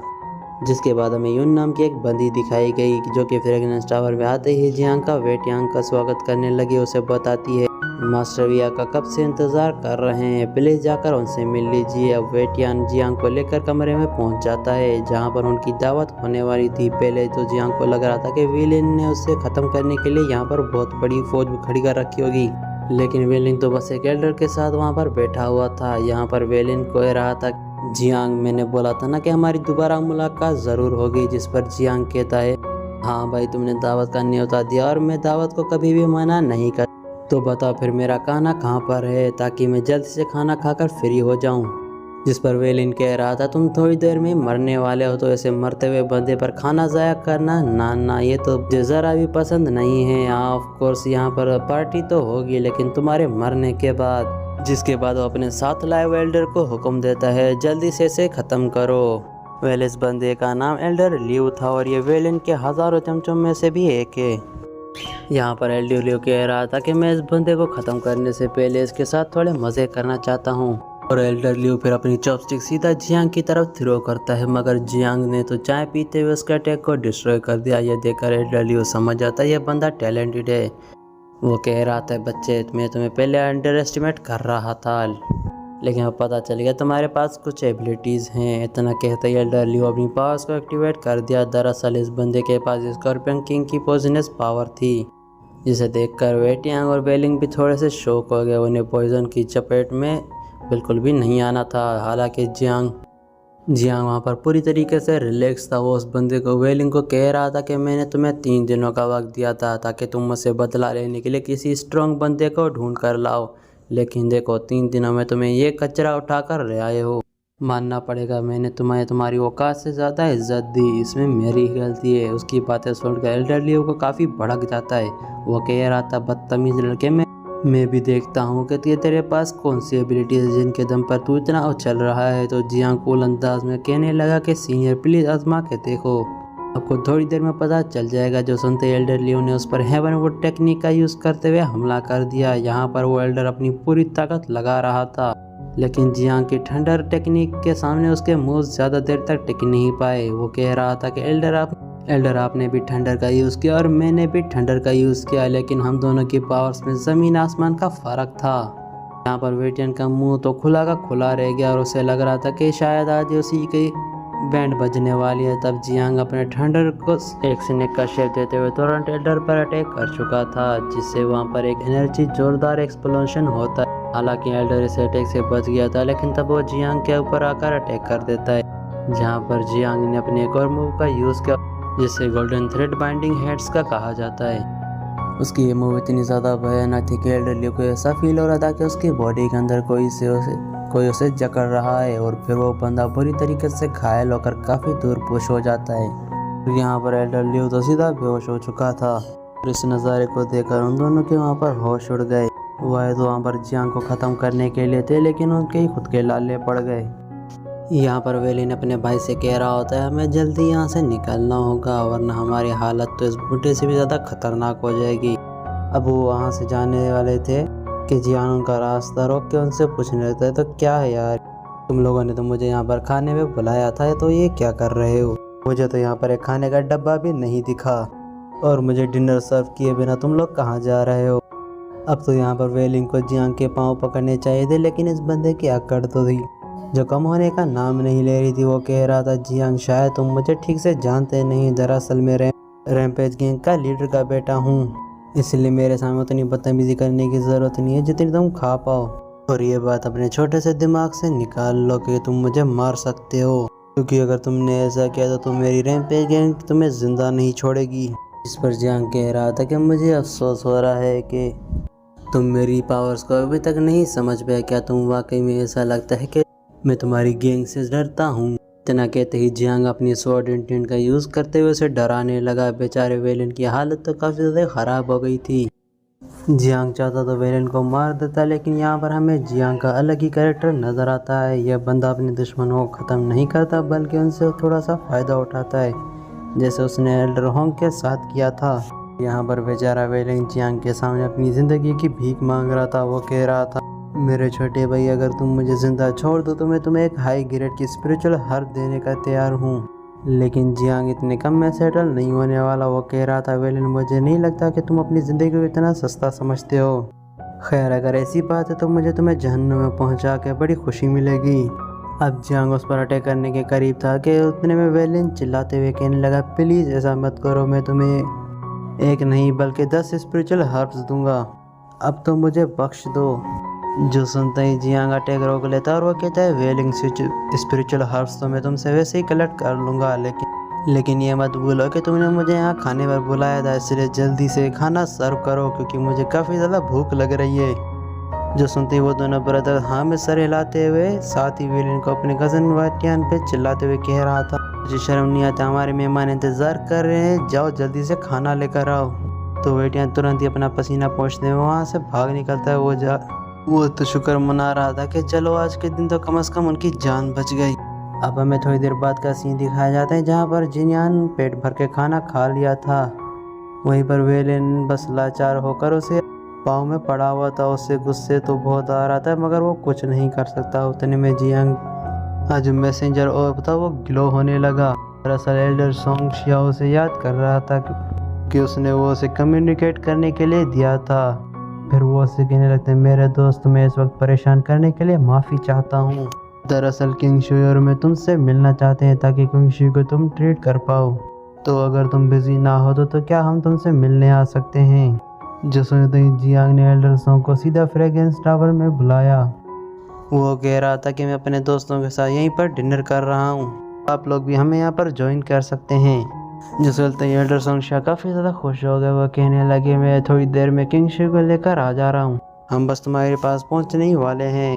अब जियांग यहाँ पर उस एल्डर का इंतज़ार कर रहा था लेकिन वहाँ पर वेलिन का बाप पहुँच गया जो कि रैम्पेज गैंग का लीडर है। उसे तो अपने बेटे को घुटनों पर देखकर अपनी आंखों पर यकीन नहीं हो रहा था, क्योंकि आज तक किसी ने वेलिन को ऐसे कुत्तों की तरह ट्रीट नहीं किया जैसा।